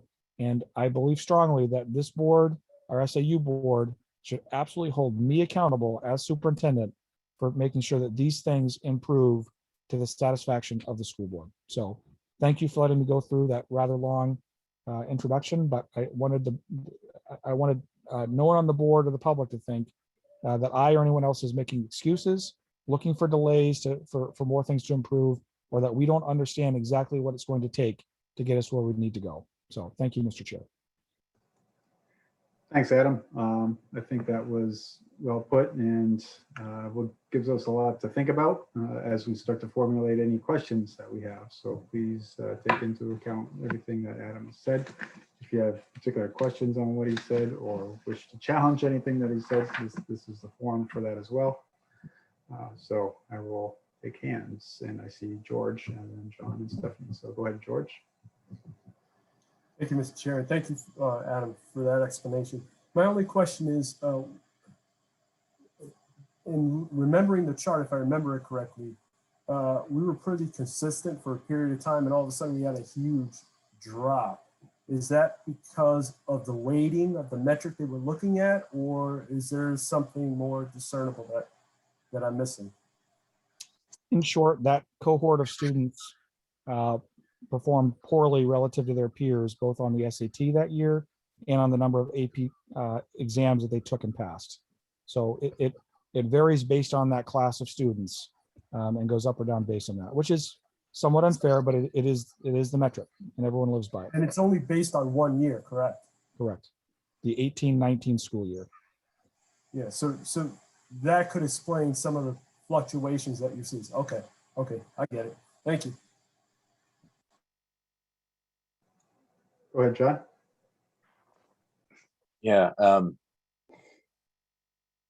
Where do I even begin? So just to recognize that this is only 12th graders that take the AP exam. We have sophomores that take AP exams. One of my sophomores took an AP exam, and maybe not many, and a ton of juniors take AP courses. People should know that. It would be interesting if Mr. Frades in his could show us what that metric looks like if you include all students in a given year who take and pass an AP exam, and see how different the percentages are. I imagine they're remarkable, or not remarkable. I just don't know, but I know there's a lot more students that take AP exams than just 12th graders. I guess a question for our superintendent is, in our strategic vision, we have as a goal top 5 school. Is top 5 school mean as determined by US News and World Report, or as determined by some other third party? Well, two things. Well, I guess a couple things. First of all, you'll notice that the highest ranked public school system in New Hampshire is the highest is the Hopkinton School District. Well, we just hired their superintendent to be our assistant superintendent. So I very much expect him to influence both my thinking and our actions moving forward. So I failed to mention that, but I think it's important. I remember during the interview process when Steve talked about ultimate outcomes are the happiness and success of our students. And then someone said, yeah, but don't rankings matter? And we shared, yeah, have you seen where Hopkinton schools rank in the state of New Hampshire? So it very much matters. But I'm planning to speak about this on Thursday evening with the SAU board, but with your indulgence, Mr. Chair, I think it's important that perhaps I share it now. Sure, go ahead. So I keep going back to the key measures in this column over here in our master plan Trello board that our school board, it's been a while, but our school board spent several hours of time going over what are the things that really matter to us as a school system. And in just a couple minutes time, I'll share that. Ultimately, in just my opinion, and as reflected by the board's adoption of the strategic vision, ultimately what we should care about the most is the percentage of our students who achieve their individual goals, right? If we set goals for every student that the parents are invested in, the student is invested in, we as a school think are rigorous and are a challenge for the student, that's our ultimate measure of our success. We're not there yet, certainly. And so the things that we identified as key measures, not the only measures, are the number of students achieving their NWEA growth targets. Are all of our students learning? Are they all growing? Are they all being challenged? We identified our 6-year degree completion rate. Are students successful when they leave our school system? The number one thing at the time of the board at the time for metrics was, do our voters approve and support our budget and warrants? That indicates whether we have the support of our community. If no one votes for what we put forward, then what are we doing? Our state test comparison to competitive districts. And this really hones in specifically on your question, John. If everything else works well, but we still rank low compared to our competitive school districts, that's not going to be satisfactory to the residents of Amherst and Mount Vernon. They expect a top 5 school system out of us. They do. And for the taxes we all pay, that's an appropriate expectation, in my opinion. Our overall NWA achievement percentiles and our high school graduation rate remain the top key measures at the time. I'm bringing this up Thursday because I want our school board, the SAU board, to say, are we still seeking these things? Because our strategic vision came from, what do we want to measure that we want to improve over time? Well, then what are the strategies you're going to use to improve those things over time? And then what do we need to do each year to make that happen? Also in this list, just for your edification, overall parent satisfaction. So this is our qualitative data. We ask our parents, how do you feel about our school system? Beyond the quantitative. And then we have our comparison school districts, which we have both the list of surrounding school districts and the high performing districts that we compare our academics against are all listed here and identified here. And then we have another completely different board that lists all the other measures that matter but are not key measures, like the number of concussion reports that we have from athletics for the previous year that we have to report per policy JLCJ. And there's probably 100 things in here that we measure or that we should be measuring that matter but are not key metrics. So John, that was a long-winded answer to your question, but I keep going back to these things, not only the growth of our individual students, not only the achievement level of our overall school system, but the all those other things as well. Well, okay, thank you for that. I mean, it's a pity that there's not more that goes into U.S. News and World Report's rankings, because most of that, like you said, is if you study how they calculate that, it really comes down to taking and passing an AP exam in the 12th grade, and that's pretty much it. So that's frustrating, because on the surface it looks awful, but it's not the whole story, I think, is your point. One thing that you said, and that I've seen firsthand, and it's always been here. It's been one of the reasons why I'm even have been seeking board participation and activity in the school system. It's because our highest achieving students aren't getting the growth that they need. And I fear, and I know this personally in certain anecdotes, that families of top achieving students leave our district at some degree. I don't know what that number is. Maybe you could help us understand who is not matriculating to Souhegan and going somewhere else to find a better academic pathway. That hurts us. Those students would be taking AP exams. Ostensibly, those students would be doing better on SAT and ACT standardized tests. Those students would be getting into top tier colleges and universities or in military academies or wherever. So that's a real brain drain at the top. I would love us to try to figure out how many of those students are missing from our ranks, and see what we can do and make it a strategic goal to retain top talent, and attacking that rigor component and enabling them to achieve their growth is critical for that. And it can't just be at the high school. This is why it's important to have this conversation at the SAU level, because the high school can't start in 9th grade in remediation. There needs to be a lot of work done as soon as anyone sees a student, the work begins, pre-K, middle school, everywhere. And it's so to the extent the Amherst School District and the middle school, needs to unbind the top performers to the extent that we can leverage Meg's work to offer supports for students at the high end. I know there's a lot of talk about heterogeneous groupings. There's a lot of value in that. Well, there's also value in homogeneous groupings. We know this is true from the work that Meg does.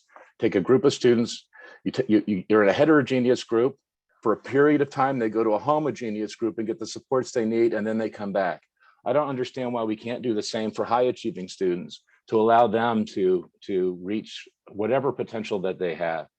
And to that extent, and I don't want to go on and on, we could talk about this for a long time. It seems to me like what's missing from a board action standpoint or a board engagement standpoint is we need a strategic vision committee at the SAU level, but also maybe a subcommittee at the individual district levels to look through that Trello board as a goal and help you and your team develop the metrics and present them to each other and start helping solve this problem. I mean, I think this might tie back into what we began with the Mike's principle in the principal's report. What Stephanie and Laura were saying is it would be helpful for a school board member to be in the room and for some of these discussions and these fundamental changes that you guys are considering. I think right now we kind of feel like we're sitting on our hands with nothing to do except hear and ask a few questions and hope and pray that you guys do it. And I think I speak for more than myself when I think there's more we could do, and a strategic vision committee and subcommittees at the individual board levels could be the right thing for the school boards to support the administration and the community. That's it. Thanks, John. I appreciate all that input. Stephanie, go ahead. Yeah, so I mean, the things that also stand out though, even is our math and our reading proficiency, which is not terrific in any way. And it really, and we had our seniors this year, they did well. They've used that class usually tests well to begin with, but we can't just blame one class or the other because this is a significant drop where all our other comparative school districts stayed the same or went up for the most part. I mean, we're trying to blame it on one class who doesn't test well, and I'm not sure I want to agree with that. So I don't want to wait around till next year to find out the results are the same. So again, I want to get in that, and I agree completely with John is we need to act if these kids are in middle school, we need to act then and now to get on to make sure they get the support, because hearing that we're paying for a group of kids. I know this is a unique year with COVID. Every other school district is going to go through something similar. But if we're paying for a number of kids to catch up on their competencies, we got to be careful of that. One question I have, Chrissy, maybe you can clarify, when someone takes a NEWA, if they don't meet target and let's say they actually go down rather than show growth, they actually decrease.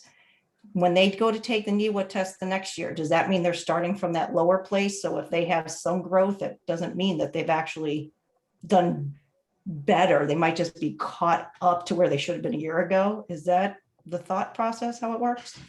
It does take the previous score and compares to the next score. So if they do really well, it doesn't necessarily mean they did wow. I mean, it's great that they grew. It's great that they grew further than they were, but we're talking about they caught up.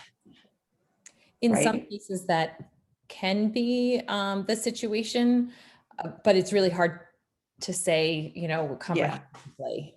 Right. So we need to be careful. I mean, I like NEWA, but I want to be careful of how we're looking at growth. And when we say people really achieve fantastic growth, well, it might be because they just caught up and maybe did a little bit better.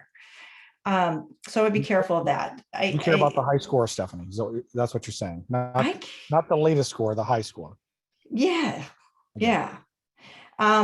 The one question I do want to ask too, though, it goes back to the AP tests and you know, the letter that even Lisa Eastland's, one of the questions I have is, we need to ask our AP teachers and dual enrollment teachers, do you have enough time to teach your class?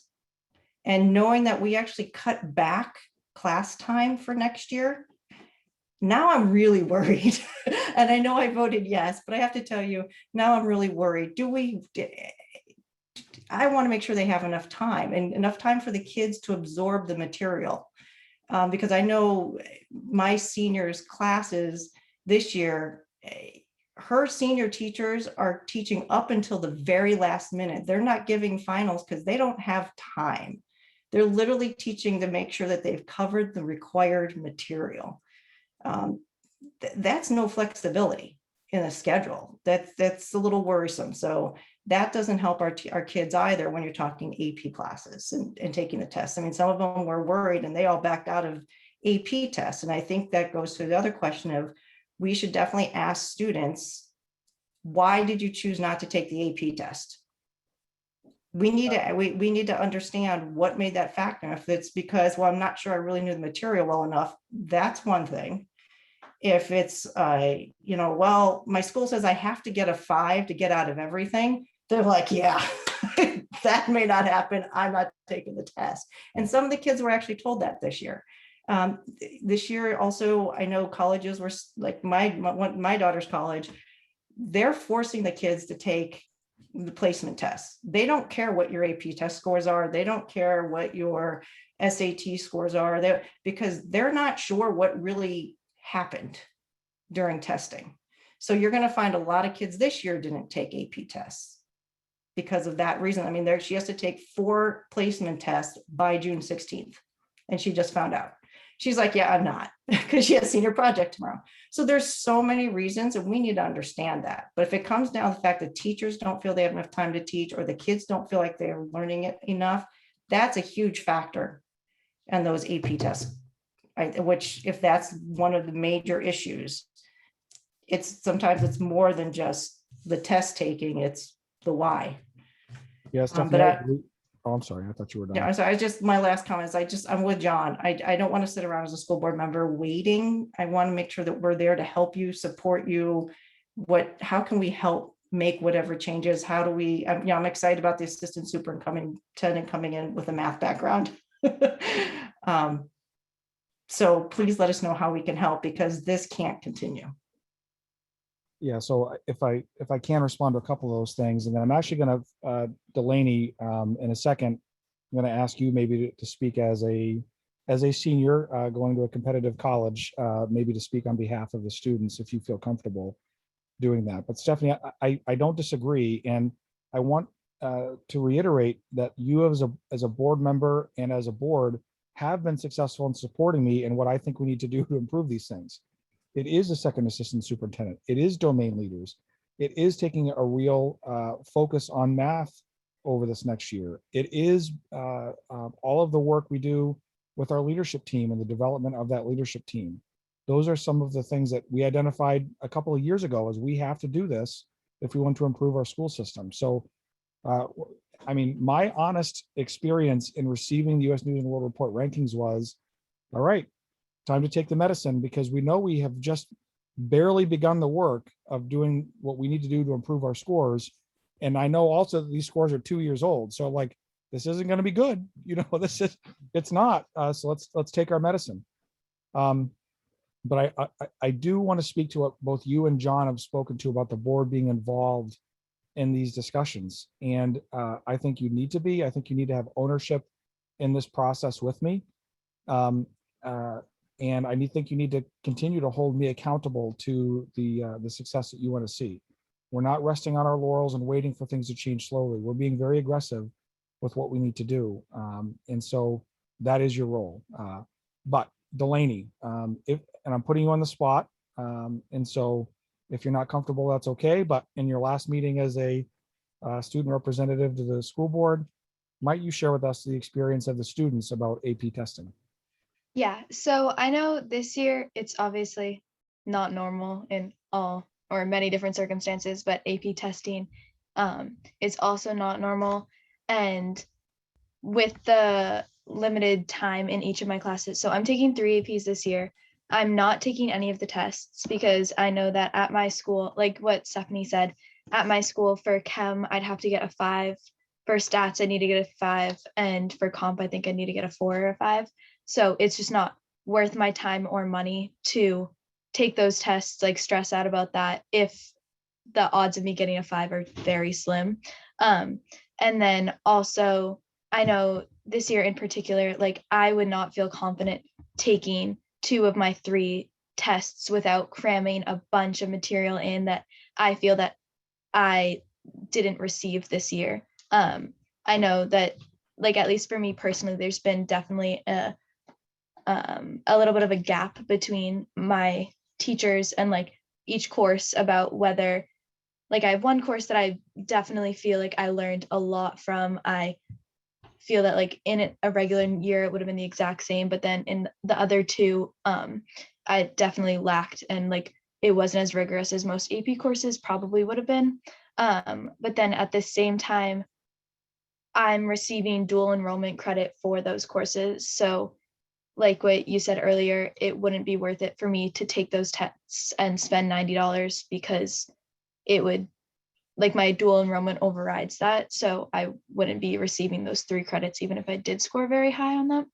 And then last year, I didn't take any AP tests either, but at the beginning of the year, I know a couple of my teachers, even like in the fall before Corona was even a thing, they did advise seniors to just take the dual enrollment credits and not waste the time taking the AP tests, which, like, I know a majority of seniors would do well on those tests. So I think that if the school did provide funding for that, it would definitely increase the numbers and then help out with the scores as well.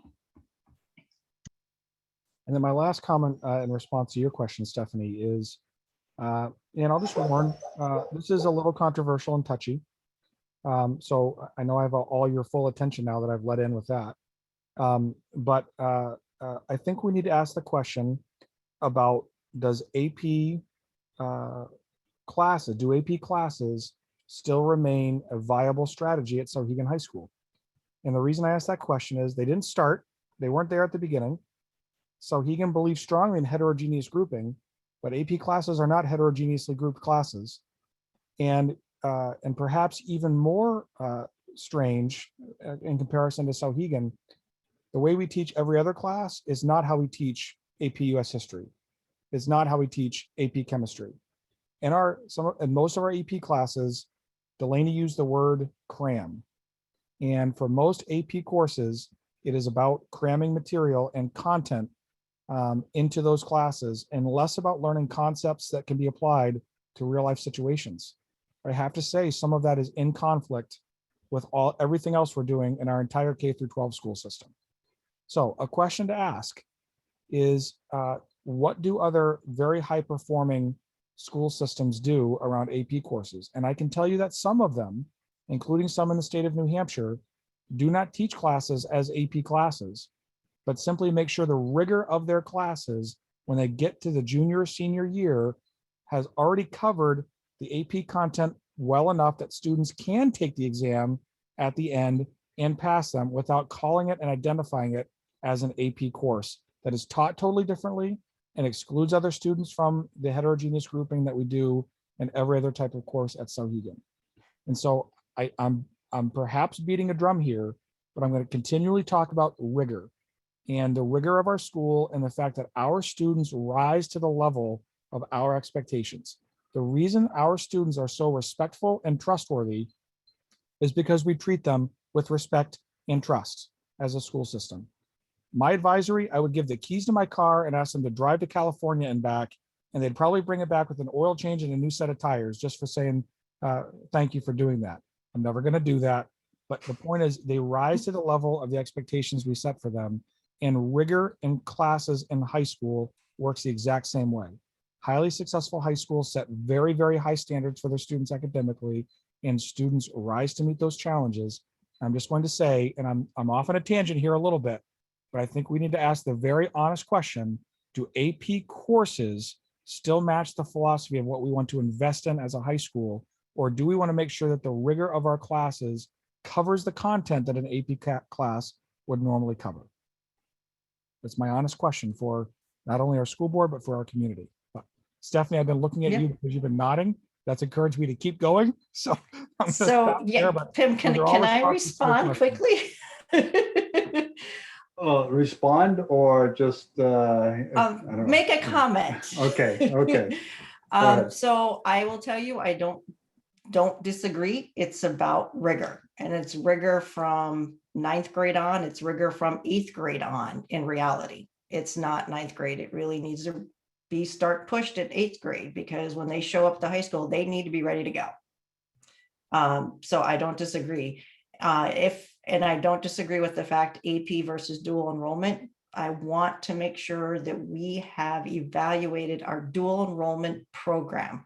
I want to make sure that we've spoken to multiple schools, and we, talk to our flagship university or state university, talk to UNH. What do they do for dual enrollment? How do we make sure all the credits count for something? We hear things all over the place what different kids' experiences are. So I'm not necessarily against, AP versus dual enrollment. It's about rigor. Absolutely 100%. And I agree, it needs to be pushed. Thanks, both Stephanie and Adam, for your comments on that.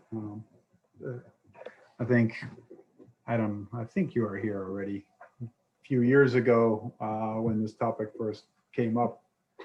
And I think you're aware that I'm a huge proponent of rigor over AP. I never really saw the usefulness of AP courses given the alternative that we're now looking at. So my personal opinion, but I see Laura's been patiently waiting, so I'll go over to her. Go ahead, Laura. I think we would need to speak to colleges on a broad basis, to a lot of colleges, before taking AP out of the title of the course, even if students don't want to take the exam.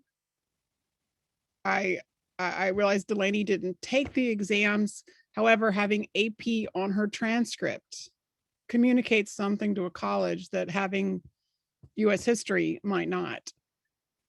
It still is it's a standard, and we're a small school, and aligning with other national standards makes it a lot easier for us to communicate what the students are learning.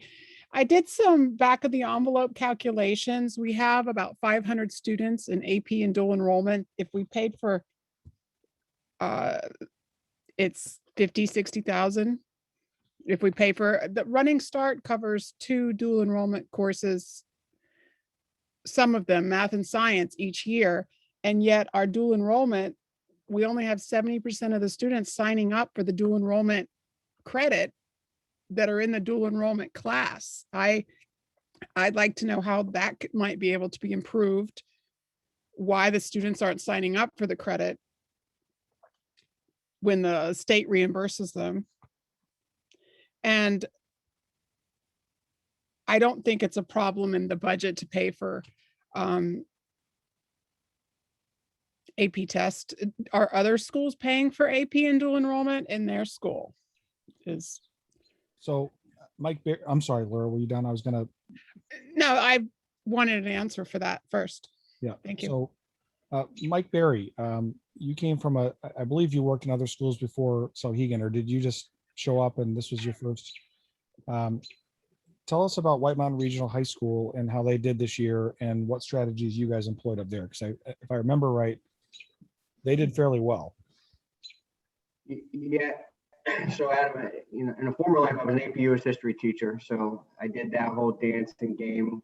And then when I became an administrator at White Mountains, very much what you guys are talking about. They only had 3 classes. We expanded it to 13. We decided to pay for the test. We started to put a value on that because we wanted what we valued as a school and the community. That's the connection that you guys are saying. We were on the same page as a school board, and a community. And what they wanted us to do is to strengthen the competitiveness of the transcript. And at that time, in 2010, 11, 12, 13, 14, we were pumping the tires on AP. That's what they wanted us to do. When we were doing it, we were expanding it. So we paid for the exams, and we put an emphasis that you sat for the exam if you were in the test, in the class, you took for the test, and we wanted you to get a 3, 4, or 5, just to say that, hey, you could acquire content and skills and that you were in AP classes. And that's what that community valued at that moment in time. And now we're talking 7, 8 years ago. And if there's any historians out there, like White Mountains in a very rural, socioeconomic stressed town, school district was number 3 for a couple years in a row. And it simply, we jumped a bunch of spots by having the kids sit for the test, have average AP scores, and then get a 3, 4, and 5. And I think we were like 72, 75% passage rate. You know, people who sat for this test got a 3, 4, or 5, 75%, 70% of the time for a few years. That has since waned for exactly what Delaney mentioned. In the last few years, because of post-secondary, more and more options have been presented to high school students and through dual enrollment programs. And so less students are inclined to take those tests. And so you're kind of conflicted as a school, as a student, as a community on like what you need to put your value on. And so there are different strategies if people are on the same page and they want to move a school and give that experience. But I think the experience that we should be given has changed. And that might not be the same experience that it was 7 or 8 years ago. However, it's all a partnership between the school board, the students, and the families and the community. And I think that needs to be kind of sorted out. But I do not think it's the same experience, but it can be done if that's what you value. But I think people, Adam, I'll be a little bold here. I think people who know education don't put a whole lot of value on that ranking. So, not that you don't have to. Thanks, Mike. I'm going to go back to Laura because I know she had another question right after that. Then I'll go to Stephanie. I was going to suggest, I've suggested it before, test prep. I'm from personal experience aware that other schools in our area, they integrated into the curriculum. You know, the SAT, it's a time test. The structure of it is certain predictable structure, but test prep goes a long way. Other schools offer it like immediately after school. We offer it usually, but it's only for 40 students, and you can't play a sport and participate in what we schedule for math. So I would like to see perhaps if we want our rankings within the state to improve, we need to prepare the kids a little bit, or students a little bit more, for the style of test that they'll be taking for the state test. And I did want to reemphasize that we offer dual enrollment, and only 70% of the students actually registered for the dual enrollment class who were eligible. Mike, is that a education issue? I would like to know why students didn't sign up for that. Can you repeat the question, Laura? It was fragmented. Well, you may not have the answer today, but I would like to know the 30% of the students that didn't sign up to get dual enrollment credit. I'd like to know why. Yeah, I can find that out for you. I don't have the answer right now.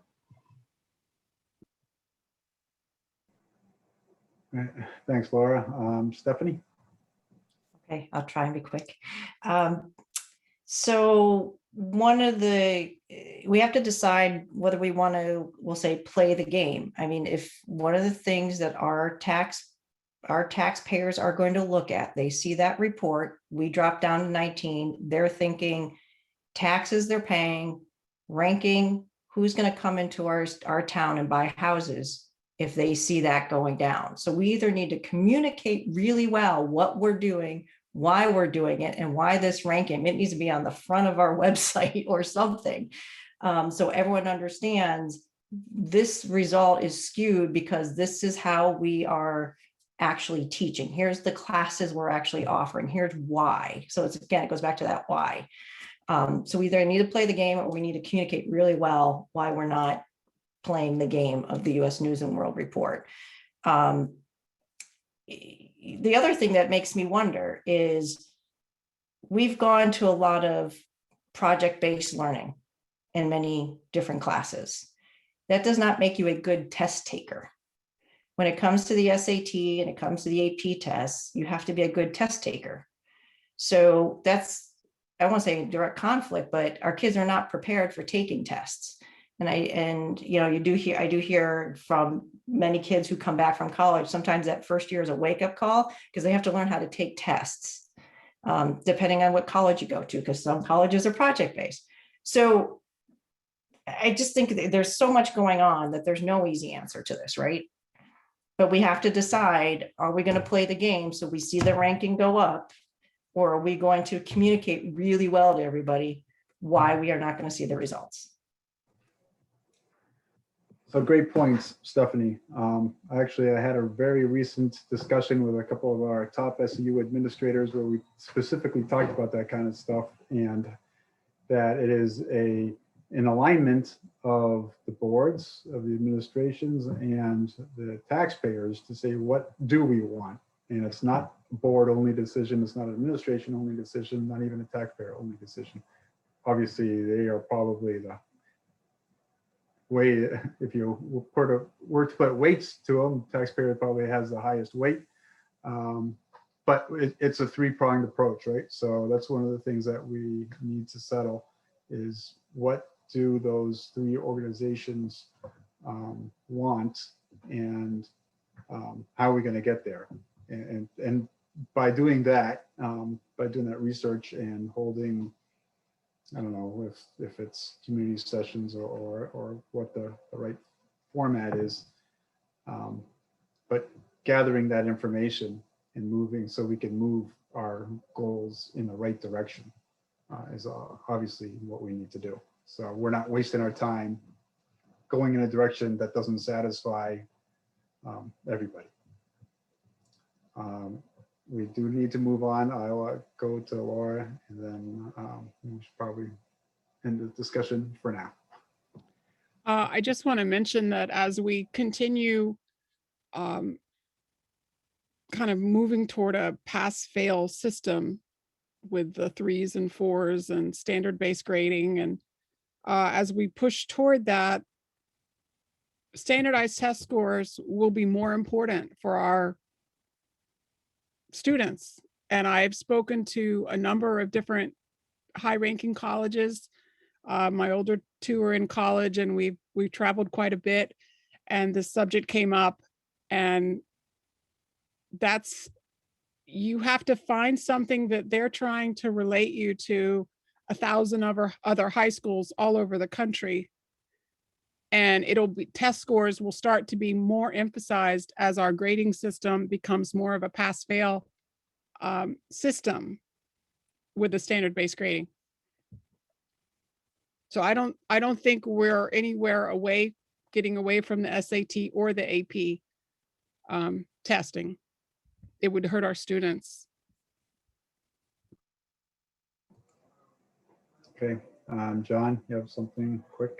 Yeah, I think Dolores hits on a good point. So I just want to maybe put my perspective on that, which is to say, if you're talking about rigor, if we have the proper rigor, maybe look at it this way. The proper rigor it becomes time to take an AP class or an SAT exam. It's actually not that hard, because we've already done that. We've been there. We've been reiterating those concepts in middle school, the early concepts in elementary school. You're not learning anything new by the time you get up to take an exam like that. It's a little prep to get your speed and but that shouldn't be a stressful thing for most of our students. That should be an annoying thing for all of our students, but it should be something that they can walk into and do well on, because they're already prepared from years of training, not 1 year of training, years of training to get to that point. That's the kind of rigor I think we need. Then that would solve the problem that Laura has identified, which is playing the game. If you stop playing the game, you're totally screwed, because all the top universities and stuff, they're all playing the game. Our community's sort of pawns in the game. People who look to move into our town are kind of pawns in the game. I mean, the game is out there. So you can't just not play the game. The question isn't whether you play the game, but how do you play the game? And I think we could achieve both goals and still have the grading and reporting system we have, still do project-based, still do competency-based, and have our students prepared to take standardized AP and SAT and ACT exams. I don't see why not. Thanks, John. Good points. All right, a lot of good discussion around that. Obviously, we will be talking about this in the future for quite a while. We need to move on. We do have a couple of our trustees waiting patiently. So I'd like to invite Lori Mix and Robert Grunbeck to speak with the board on the capital reserves held, the common trust funds, and Souhegan School District Building Maintenance Fund.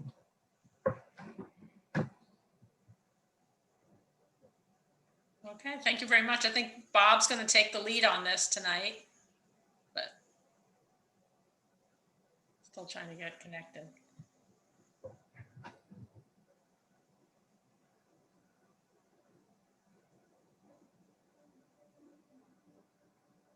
He's not getting through. Can you hear me all right? No, now we can hear you. Now you can. Sorry, I was driving home from a lacrosse game, and I'm on my phone, but with video, because for some reason my computer doesn't want to work at the same time. Thank you all for having us here. The trustees of the trust fund are making the rounds of the various Amherst and Souhegan boards to just bring everyone's attention to the funds that we currently manage on behalf of each organization, and to highlight the difficulty we're having currently in getting you any real yield or interest rates out in the market. And we're not trying to tell anybody how to manage their boards, but just make sure that everybody understands the cost of holding these assets in the funds that they are. So as it relates to Souhegan, the scholarship funds have all been working very well. Lori has been working with the school in making sure that we have allocated the income that's available each time, and that part's been going well.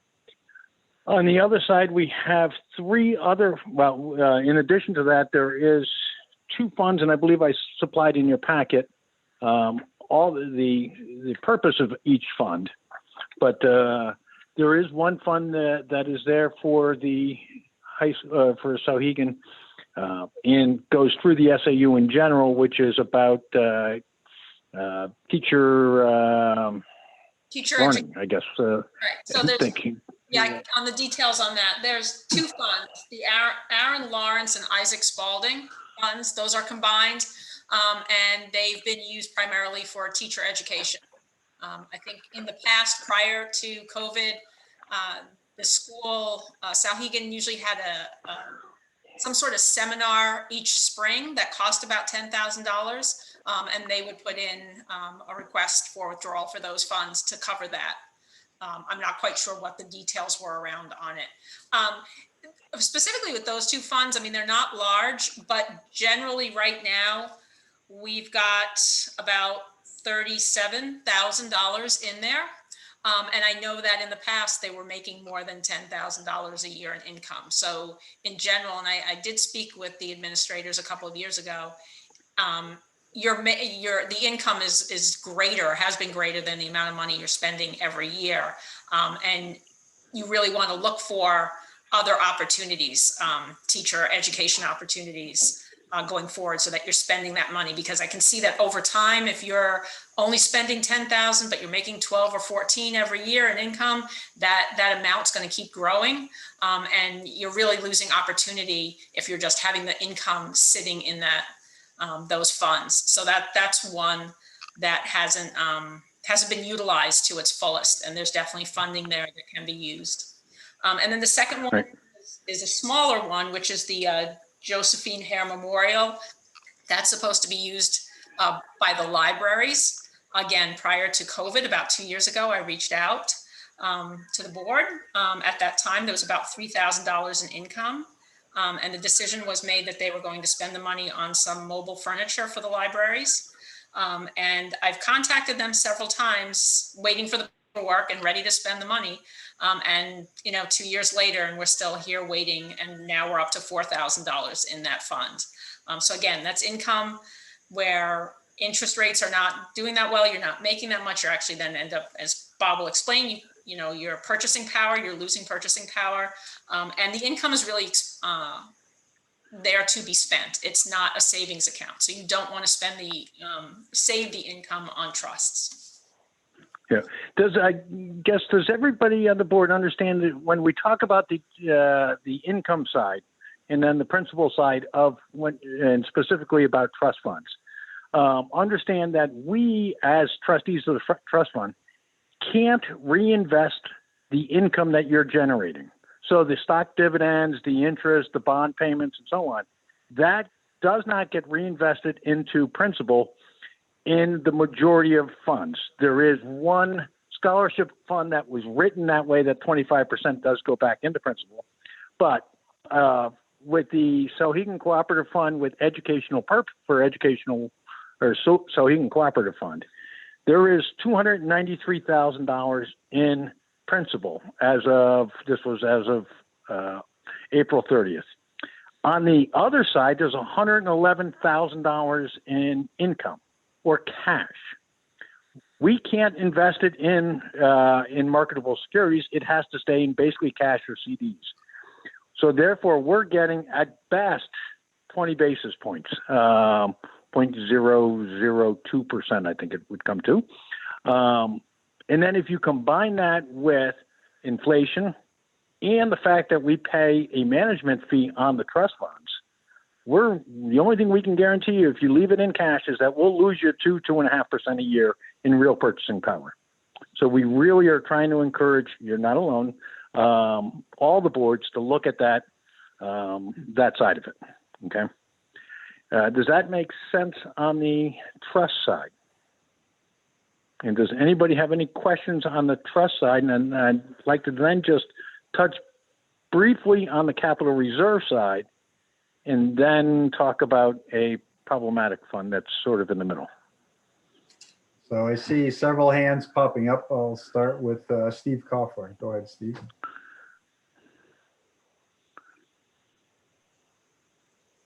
Yeah, and then I saw George's hand go up, and I'd rather George talk first because he knows more about this stuff than I do. And then if he doesn't cover what I need to talk about, I'll come back. Okay, so Steve is deferring to George. So go ahead, George. Appreciate it, Steve. Thanks. So real quick, basically these funds are invested in GIA. So you're just guaranteed the principal. And I get that because we've been in this rate structure as far as interest rates go for the last at least 5 years. The thought process is now things will start changing over the next few years. But I guess what you're asking us is, do these trust funds, do they need to be, the way they're written, do they need to be amended in order to allow us to invest the interest portion as well that's gained on these funds? Or do we have to invest in it, or does a whole new structure need to be set up? Lori, I'm going to defer to you, but as far as I'm concerned, I don't know of any trust fund that is written for under 198.20 that allows the interest to be, or the income side to be reinvested. Right. You would have to go back because we had this question come up with one of the scholarship funds. You would have to go back to the first step would be the original group or persons that put these trusts together. And some of these are very old and the people are no longer alive. So you can't do that. So then the second would be going to the state of New Hampshire through the court system requesting a change. But you would really have to show that the benefit of doing that. And as I said before, I mean, a lot of these trusts were written with intended purpose in mind. They wanted the schools to spend the income for whether it's scholarships or educational purposes for the schools. So you really have to look individually, trust by trust, as to what the mechanism would be to make some kind of change. And I can tell you it would not be simple. It's not a simple change. It would take a significant process, likely through the court system. So, and Lori, I'm sorry, I don't have it right in front of me, but if we're talking about the Souhegan Cooperative Fund, which has 111,000, Right. what is the stated purpose of that one again? Isn't that the unfunded liabilities? Right? Unfunded liabilities, that's right. Right. Yep. That And so that one was started in, I believe it was like 2003 or 4, and has never, ever been expended from since its creation. So that's something the board needs to look at and say, well, what are we doing with it? Right. Okay. Again, our point of coming here is to bring it to your attention. And then we ask you guys to really start looking at it. Yeah, I agree, because the way they're constructed right now, obviously some of these are not meeting what they were originally intended for. And quite frankly, if we had to go back and go through the process of changing the structure of these, first of all, the legal cost would be ridiculous to get this done. So, yeah, I mean, yeah, I was just going to say, Bob, the unfunded liabilities. That's the one that's sort of an odd man out. I know, and we would have to go back and do some more research in terms of what the requirements would be to make it. No, Lori, that one's the maintenance fund that we'll come up to next. The unfunded liabilities are straightforward. And I believe you guys, as a school board, actually are the trustees of it or agents to expend. So you can make, it's not going to be very expensive legal wise. You just have to go to the voters and ask. Or if go back and look at the original warrant article, and if you have all the power, expend it. Just spend the money somewhere. You must have something that's unfunded liability, that meets that criteria that you were looking at. Okay. Does that make sense? yes, it does. But I think at some point, there's going to be years where you're not going to be able to fully expend those funds. It would be nice if you had the ability or the option to reinvest those unexpended funds. And it sounds like we don't have that ability in most of these. That's correct. So therefore, yes, you may want to look at a different vehicle in a warrant article that transfers it to a different vehicle. If one exists, I don't know that answer. Yeah, I don't know, because these are basically GIA. So all they're doing is just guaranteeing the principal on this. You do get some interest on these, but like you're saying, the opportunity cost, when you factor in, I think it was 80 basis points on the fees, and then you factor in inflation rate was 1.6. I mean, that's a negative over 2% rate on real. Basically, you're losing money, spending power on that from year to year to year, and it's compounding it's just getting worse. Yeah, but I want to make sure we're clear. That is only on the income side. On the principal side, we are fully invested. We're in the stocks and bonds, and we're doing well with the town and school district's money.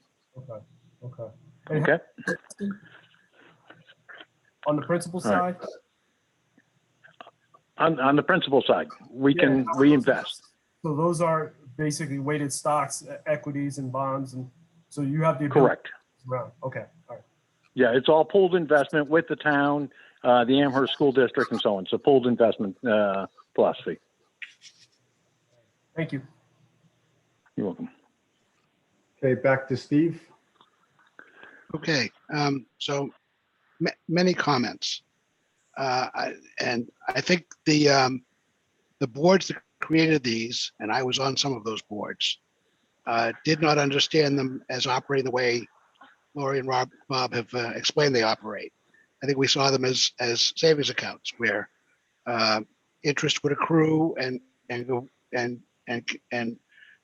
keep the value of the fund up with inflation.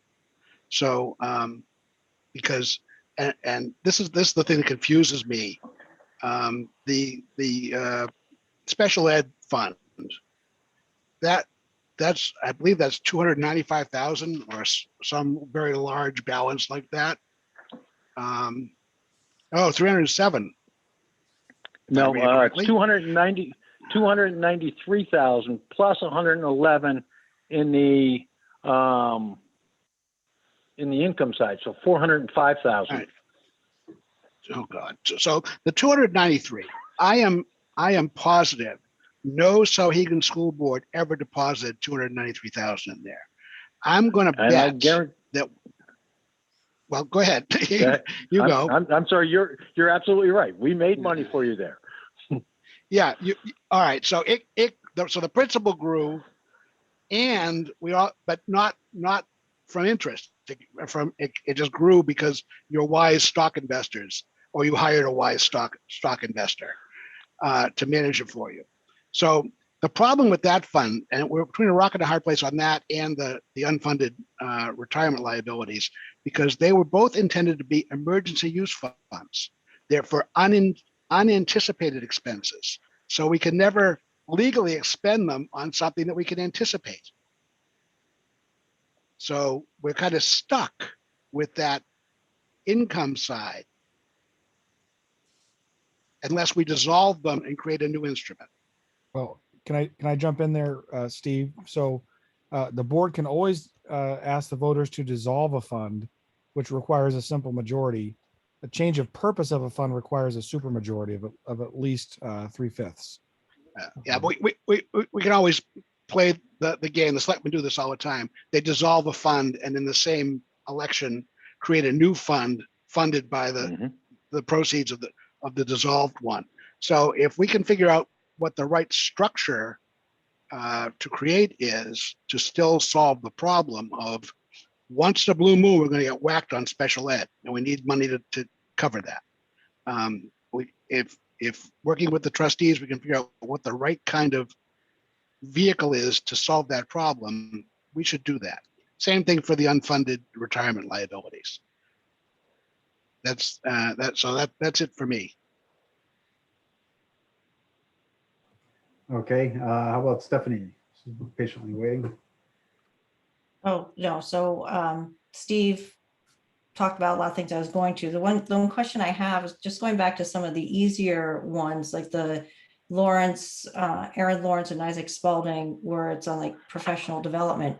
We should be using every dime of that every single year. We have enough professional development expenses every year. There should be nothing left over. So I would like to make sure that's being done and drawn on. I don't know between Lori and Bob, when, like, do you communicate that amount to the SAU? Here's how much you have to spend? At what time frame do you let us know?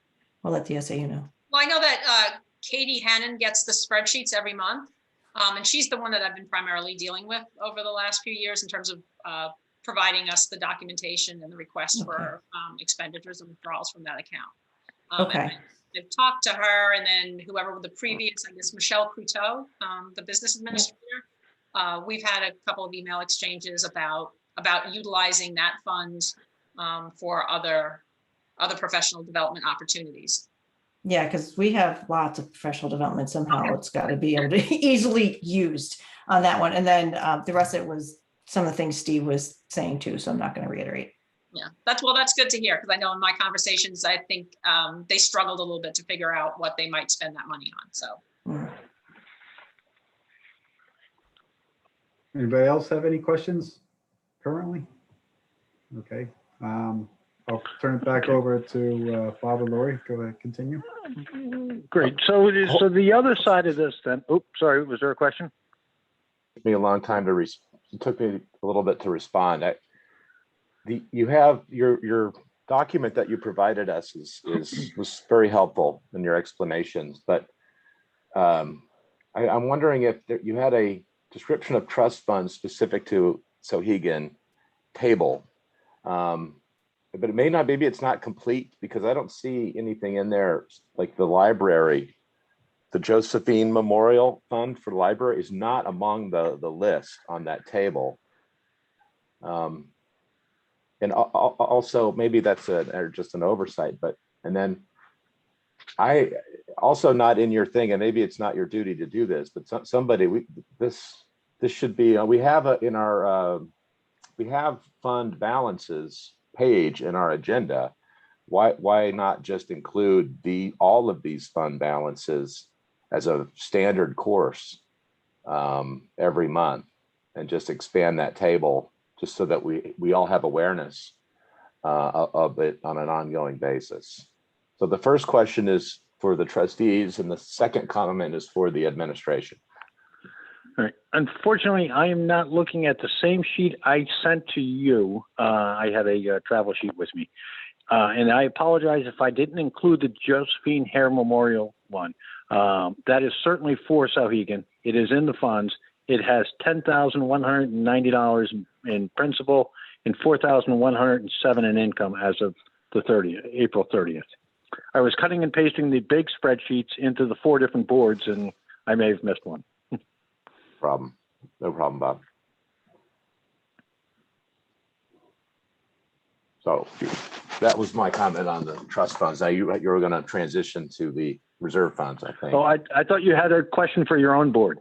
Oh, well, yeah, nobody responded to that one yet, which is if we could put these on our page that has our capital reserve funds and just get them there, and so no one forgets about them, would be very helpful. I'm taking care of that, John. Thank you, Adam. All right. So moving on then to the capital reserves. Capital reserves are basically savings accounts. And again, we can't, on this side, we cannot invest these in stocks. So it is guaranteed assets. And on that side, we have 2 funds, the currently listed as the school district maintenance fund and the unfunded liabilities one. $352,000 for maintenance, $54,000 for capital reserves.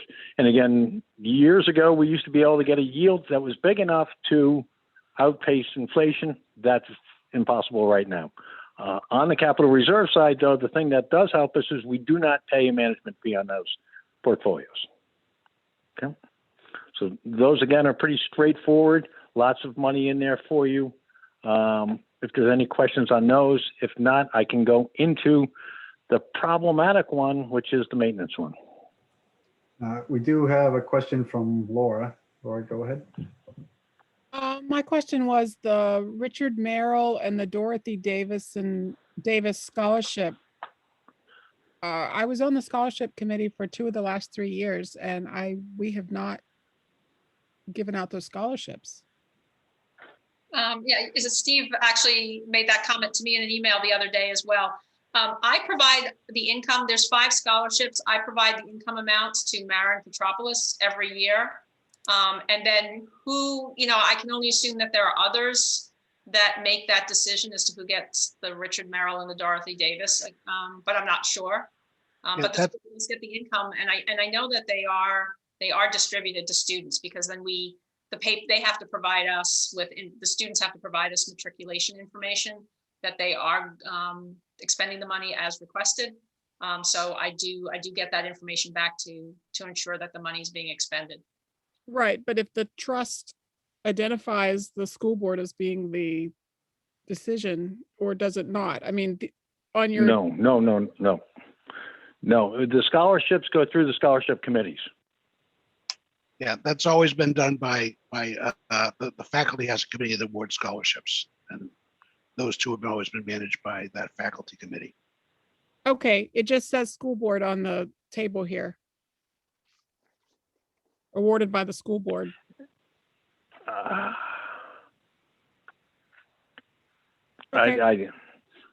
and also scholarship committee, it says. Right, but the school board scholarship committee. It says, yeah. Okay. There's a comma between the 2, so you could look at it either way. Okay, thank you. It is being expended every year. I didn't mention it, but do understand too, there's also a giant difference in yields that we can get off of generic or off of the trust funds than what we can get off of the income side or capital reserves. So we're still yielding around 1.1, 1.2% off of the capital reserve, or I'm sorry, the trust fund portfolio. which is a lot higher than what we can get in the guaranteed assets. Okay. So moving on then, I think to this one fund, which is the maintenance fund. Unfortunately, when I was going to do all of this paperwork, I ran across some inconsistencies in the establishment of this one. And again, I think almost all of us were not on either of these boards. Steve, you may be the exception. But when this was established, but we had always assumed, because the paperwork we received as trustees when we took over, that the maintenance fund was a capital reserve, and we invested it that way. I did research 2 years ago for the state. I confirmed that I found a warrant article that made it a capital reserve. Unfortunately, then when I was doing this report, I found wording that also made it a trust fund. So those two existed in the exact same fund. The funds themselves did, even though they had two different purposes. So I think the write-up explained it relatively easily on all the different votes. The money was always in the same account. And it really comes down to you guys deciding what it is or what fund do you want it to be? Do you want it to be a trust fund that can be invested in equities, or do you want it to be a capital reserve that is completely guaranteed? And once you decide that, then we can try to figure out steps to make sure it stays in whatever you want.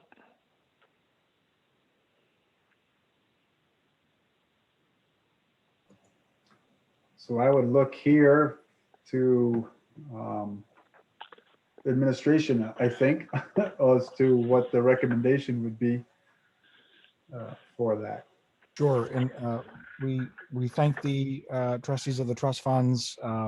As elected officials, they've got a very important job that many folks take for granted. I certainly do not, because the number of accounts they have to manage is significant, and they really are trusted with a lot of funds. So I did speak with the school district council today. Their suggestion, which I did share with Mr. Grunbeck ahead of time, was that perhaps at next school district meeting next year, there is an article that clearly defines one way or the other how these funds should be allocated with the trustees of the trust funds. The wording of that article depends on what the board wants to do, and I'm not going to even attempt to give you language tonight, but I think the board needs to decide, do you want it to be a trust fund or a capital reserve? And then we can work with the trustees and with our legal counsel to prepare for next school year. But Bob, am I getting it right so far? Yes, and in my opinion, that's basically where we're at. It's currently invested as a capital reserve, but it hasn't been being drawn off of. So you may want to look at it the other way. 2007's, I think it was 2005's board thought it should have been a trust fund. So we look to you guys for guidance. You agree, Lori? Yes, yes, I do. Yep. Okay. I just had one thing to say, and thank you, Christine, for bringing it to my attention, because as Adam mentioned, it's a lot of accounts and sometimes we get our references crossed. But the Josephine Har Memorial, wrong libraries. It's for the middle school and elementary school. So it's the Amherst School District that uses that. So it's not, Bob, you did not leave it off the list accidentally. When I was looking down the lists here and going through all of the funds, I pulled that one up, and that was my mistake. Well, then I accidentally put it on my cheat sheet. So I was wrong on one of the two. Okay, So see, don't need to worry about that, but one less fund you need to worry about. great, thank you. Could we just confirm then that there are two funds on your table that are sort of SAU level funds or Souhegan level funds? This Lawrence and Spalding Fund for teacher development, and there's one called the Souhegan Cooperative Fund. The sub-name on the table is educationally handicapped students. That's it, just those two. And then the remaining 5, Sarah Lawrence, Bradford Long Miles, Conti Memorial, Dorothy Davis, and Merrill are the scholarship funds. Correct, yes, And that's the complete list. We're good there. right. Unless, of course, you decide that you want this other capital reserve to be a trust fund. Bingo. Okay, Steve, you have a question?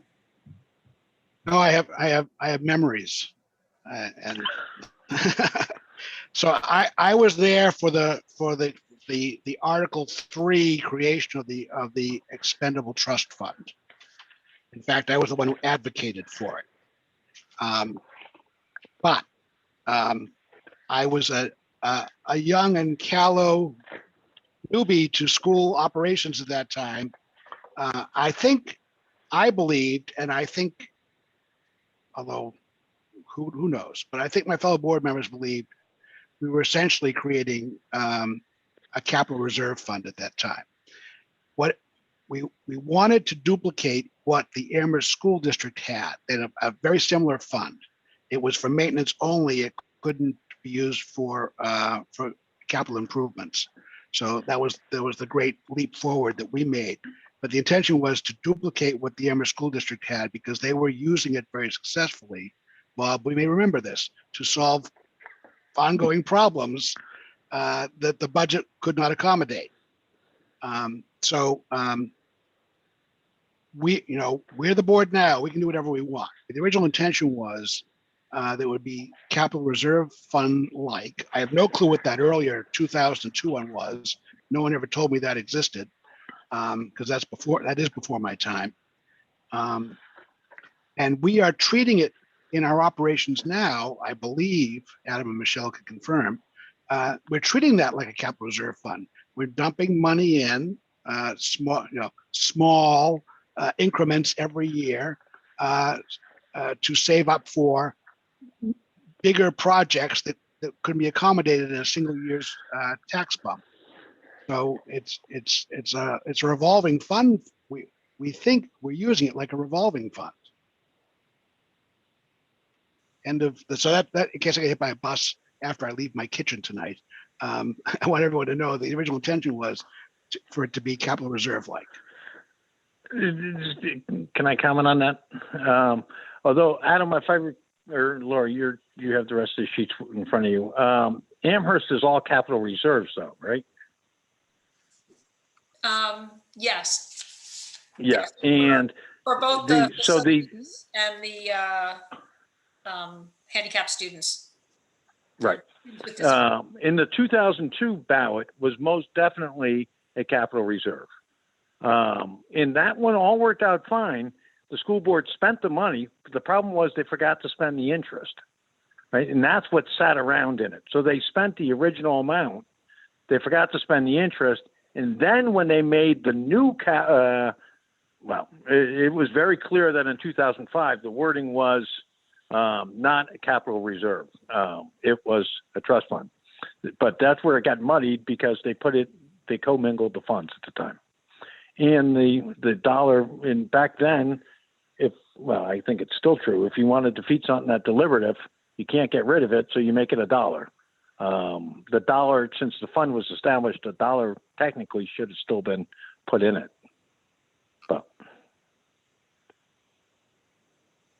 that's how much we watch it now. We would actually ask for the dollar.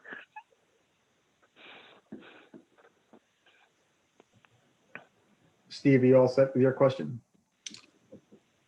Yeah, I think we just want to get it established in the first year, and then in subsequent years we started funding it. I don't think it was amended down to $1. It was like, let's just get it going, and then in future years, and in many years after that, we always funded it out of surplus, year-end fund balance stuff. So it was never a direct tax impact; it was an indirect tax impact. I was referring to a 2004 vote in which $1 was approved. On March 2005. Yeah, so it was approved Article 3 for $1. Yeah, that's the one. That's the one I'm referring to. It was just, let's just create it first and we'll worry about funding it in future years. I think that was the thinking at the time. I'm going to disagree with you in the sense that it was funding I'm not going to disagree. I'm going to just defer the point. Yeah. Stephanie, you have a question? Yeah, I mean, I think no matter where this goes, that capital reserve, the maintenance fund, that's the one we're going to start putting money into that Roger has his plan, right? And just draw down on. If that's the case, we need to make sure it's more what a capital reserve fund so we can pull from it every year, going forward based on Roger's schedule. The special education fund, that's the one we put away in case there, something big hits us. So that would be oh my God, now we need access to it sort of concept. So I think that probably then means a capital reserve fund as well. So I think no matter where we go with this capital maintenance one, that one has to become a capital reserve fund. No matter where we think it is, we need to get the wording correct on it. That's my opinion.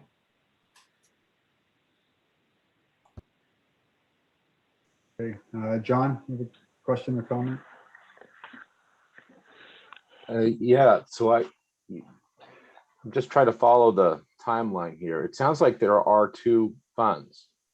Sounds like there's a supplemental building reserve fund, which has a balance of $3,135.42 as of the end of FY 2004-2005. And then a different fund. It's a similar name, but it's not exactly the same name. It's not the school building maintenance fund. Supplemental Building Revenue Fund, also known as School Building Maintenance. Rather, it's the School Maintenance Fund, which is the trust fund, which was initially funded for $1. Now, you're saying in your bullet point number 5 says the ending balance is $3,247.92, but no money was put into it. So is that where the commingling happened? Is that somebody? That's an important step missing from your timeline. Is that what happened to the 313542 from the supplemental building revenue fund? I don't see where that was commingled. Okay, because the in 2000, so line item 3 line item 2 at the end of June 30th, 2004, we have 152,000. Okay. Right. You expend 149, which was the original amount put into that article. Right. The 3135 carries on. It grows to 3247. It grows to 3403. You then pass a new warrant article on 2013, okay, and add 40,000 to that same fund.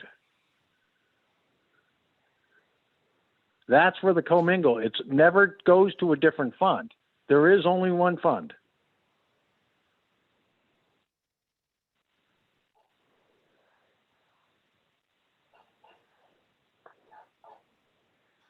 And I think I said 2013 wrong, right? It's 2007-8. I really need to get my glasses. And I wrote 2013 on this, but I think that's wrong because I refer to in fiscal year 07-08, the ending balance is 44,801, which would be the 40,000 added. Right. Okay. So my point is that you had three different warrant articles, and all the funds stayed within one.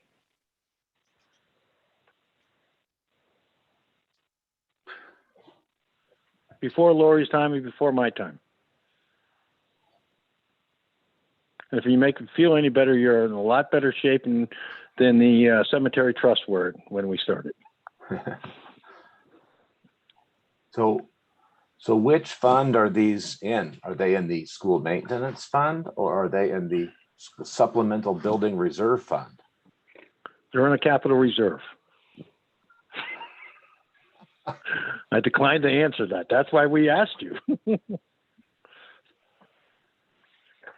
I don't think we need to sort out the history tonight. So, okay, so let me ask the same question in a different way. Your line number 5 and 6, when you say the ending balance is 3247 and then 3403 and change, ending balance in what? That fund that I referred to in that the only one that exists at that time.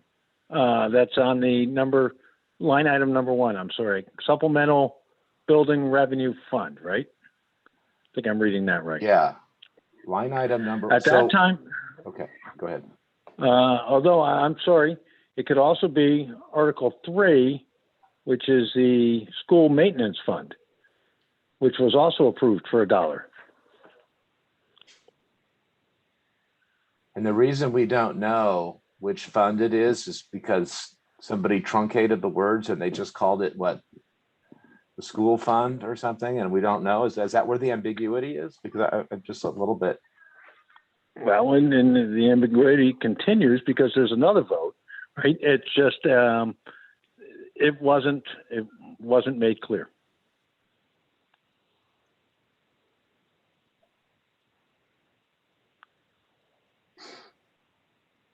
Indeed, I mean, because the general question would be, why have a vote in 2002 and in 2005 to do the same thing?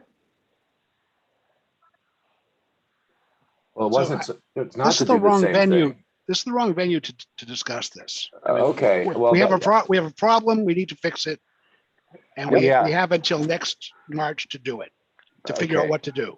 Well, I still don't understand. It seems clear to me. I'm not sure what the disconnect is. That's why I'm trying to ask these questions. I mean, 2002, a capital reserve fund is established, 149,000 and change. That money is expended, but there's some interest earned. So there's 3,100 and change left over that does not get spent. So as far as I could tell, based on this timeline, that money is still sitting in the supplemental building reserve fund. Then 2 years later, another fund, a new fund, a trust fund, the school maintenance fund is created and funded for $1. Then the statement is that there's $3,247 and change in some fund. So it had to go either into one fund or the other fund because there's no timeline here that says, oh, and the 3135 on line number 3 that was left over from the capital reserve fund, where did that money go? There's no, if it didn't go anywhere, it should be still sitting in that fund. Okay, I'm going to jump in for a second. So Steve brings up a good point. This is not the right venue to solve this right now. I would recommend that we have 1 or maybe 2 school board members volunteer to make up a research committee, if you will, to figure this out. And if you need to talk to Bob or Lori to figure it out, that's great. Go ahead and do that. And then once you've figured it all out, you can bring it forward in a future board meeting with recommendations. And if that means that we need to put another article in the meeting next year, public meeting, not public meeting, but the vote, I guess, and decide exactly what we need to do to unmix this mix. Sounds good to me. And by the way, Bob and Lori, thank you for putting this together and bringing this to our attention. Don't take my my questions and try to sort it out as any slight on your wherewithal or your skills. So none taken. It's confounding a bit. So I was just trying to sort that out. But thanks, Pam, I think makes a good point. So we'll continue sorting it out in coming days. Yeah, if anybody is highly interested, AKA John and whoever else, in resolving this, George, you and I should do this. Is there anybody else? I don't want to leave anybody else out, like Stephanie or anybody who may want to vehemently be part of this. It would be good to have a Mount Vernon representation though on that subcommittee though. Can we just do it as part of the organizational meeting? Is make it a one-year committee? Yeah, that's a good idea. Okay, one-year committee. I'll make sure I write that down for next month. Oh, so maybe it won't be me, George.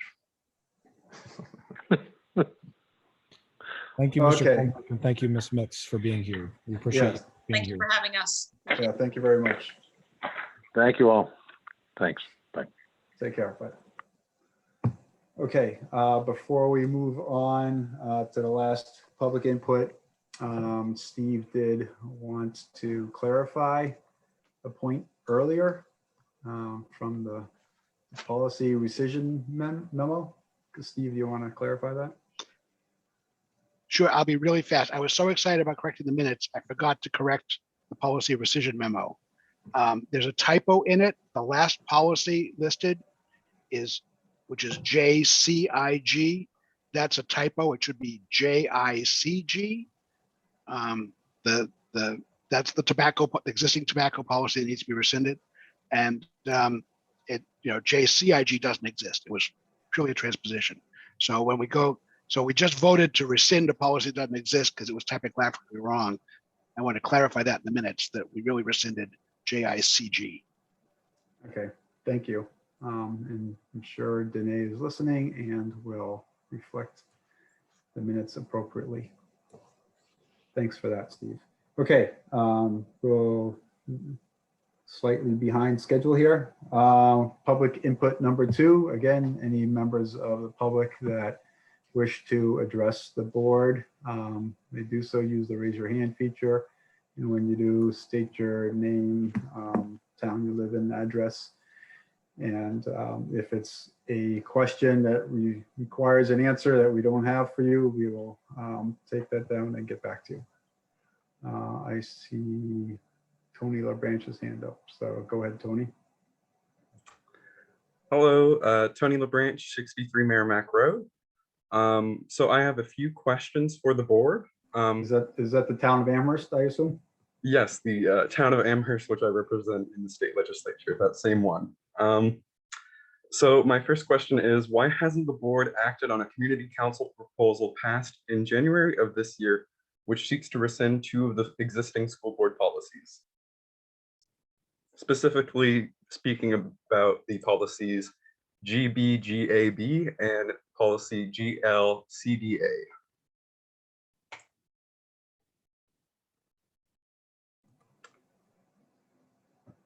Does anybody have an answer to that question? At this point, they have not been presented to us. Okay, so my second question is, why has it become normal and common practice for the board to ignore the will of community council and ignore the Souhegan Constitution? Those are my 2 questions for the board tonight. We do not ignore any of the constitution of any organization related to the school. So I'm not sure where that's coming from. And we'll make sure that's that continues, that we continue to not ignore anything, and anything that comes forward to us that gets presented by the community council, we take seriously. I see Lisa Eastland. Please state your name, your address, town you live in, and Hi, yep, Lisa Eastland, 19 Road, Amherst. At the last meeting, I asked what the proposed reorganization was going to look like at the Souhegan High School, and Pimmy told me it was part of the deliberative slides, but that information isn't there. So I'm just requesting the board publish its intent for administration changes at the high school, as that will most likely directly affect budget and tax dollars. Okay. Yeah, sorry, I had multiple. Yeah, go ahead.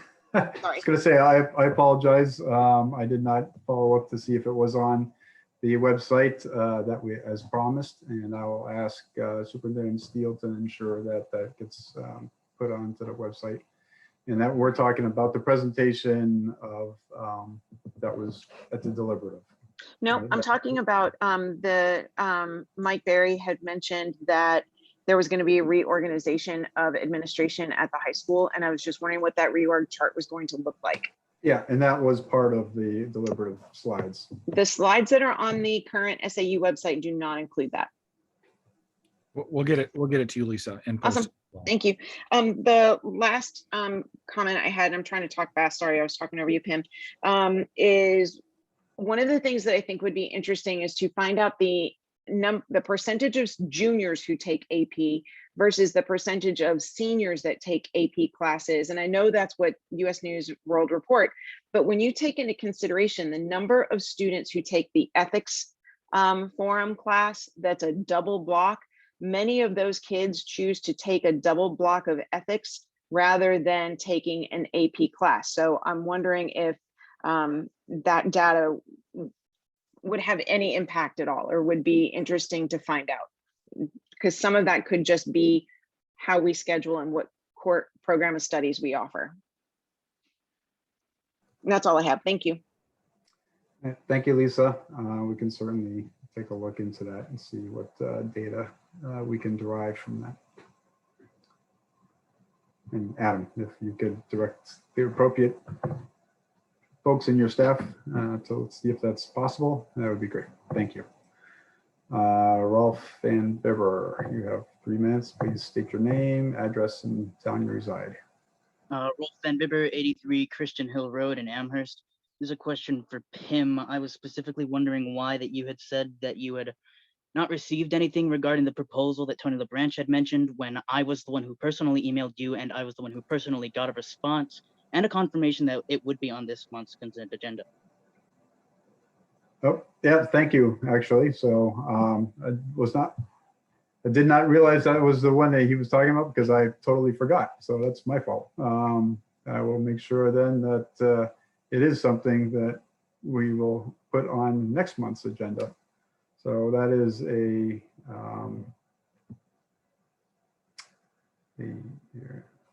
proposal from the community council sponsored by Rolf, I believe, that he wanted to bring forward to the Souhegan board.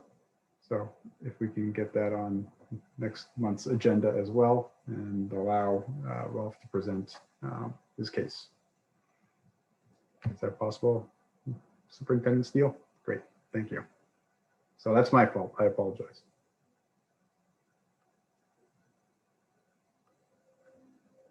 Seeing no other community members, then we'll close the second public input.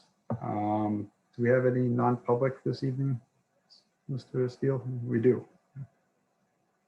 Yeah, we have some nominations. I'm happy to make the nominations in public, but if there's going to be any discussion about any of the candidates, it'll have to be done in non-public. So it's up to the board if you believe we need to have the non-public ahead of time. Okay, I will look for anybody to, well, I see Laura's got her hand raised. Is it concerning this, Laura? It was a follow-up. From a previous item? Yes. Okay, I do want to get to that. I just don't want to forget this. So let's decide right now if we want to go into non-public to discuss any of the folks that Superintendent Steele is bringing forward for domain leaders. It seems to me that we traditionally do, at least even if it's not for very long. And I recommend we just follow that pattern. Okay, I can certainly, we can take a vote. We have to go take a vote to go into non-public, but let me then first go to Laura on our follow-up, and then we'll go into, we'll take a motion to go into non-public. So go ahead, Laura. So the College Board, I'm certainly not an expert, but the College Board produces a report for each high school that says these graduating seniors have at some point in their academic tenure taken one AP class. I do not know if US News and World Report are use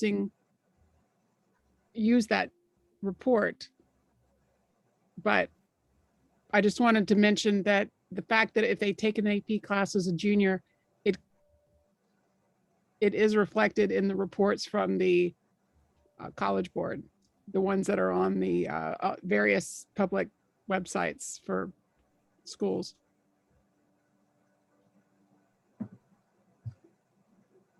Is that a comment or question to somebody specifically? Is it to Adam or? No, I was Just kind no. of addressing, John brought it up and Lisa brought it up. Like if you take an AP course as a junior, there's a good chance that the US News and World Report already has that number and in what they're using. It's not just what they take their senior year, it's have they taken an AP course. Okay, So, but that's up to US News and World Report on whether they use that particular report from College Board. gotcha. Okay, thank you. So we're at the point now, we'd like to, would anybody like to make a motion to go into non-public? I'll make a motion to go into non-public Okay, for, what's the right codes, Adam? 91-A, 3, 2, subsection A and C. Yes, that one. All right, do I have a second? I'll second. Okay, Laura seconds. Let's do a roll call vote. Steve, Yes. John, Glover, yes. nope, sorry, Stephanie, Friend, yes. Christy, Peters, yes. Laura, Taylor, yes. George, George, yes. Gronster, yes. Okay, so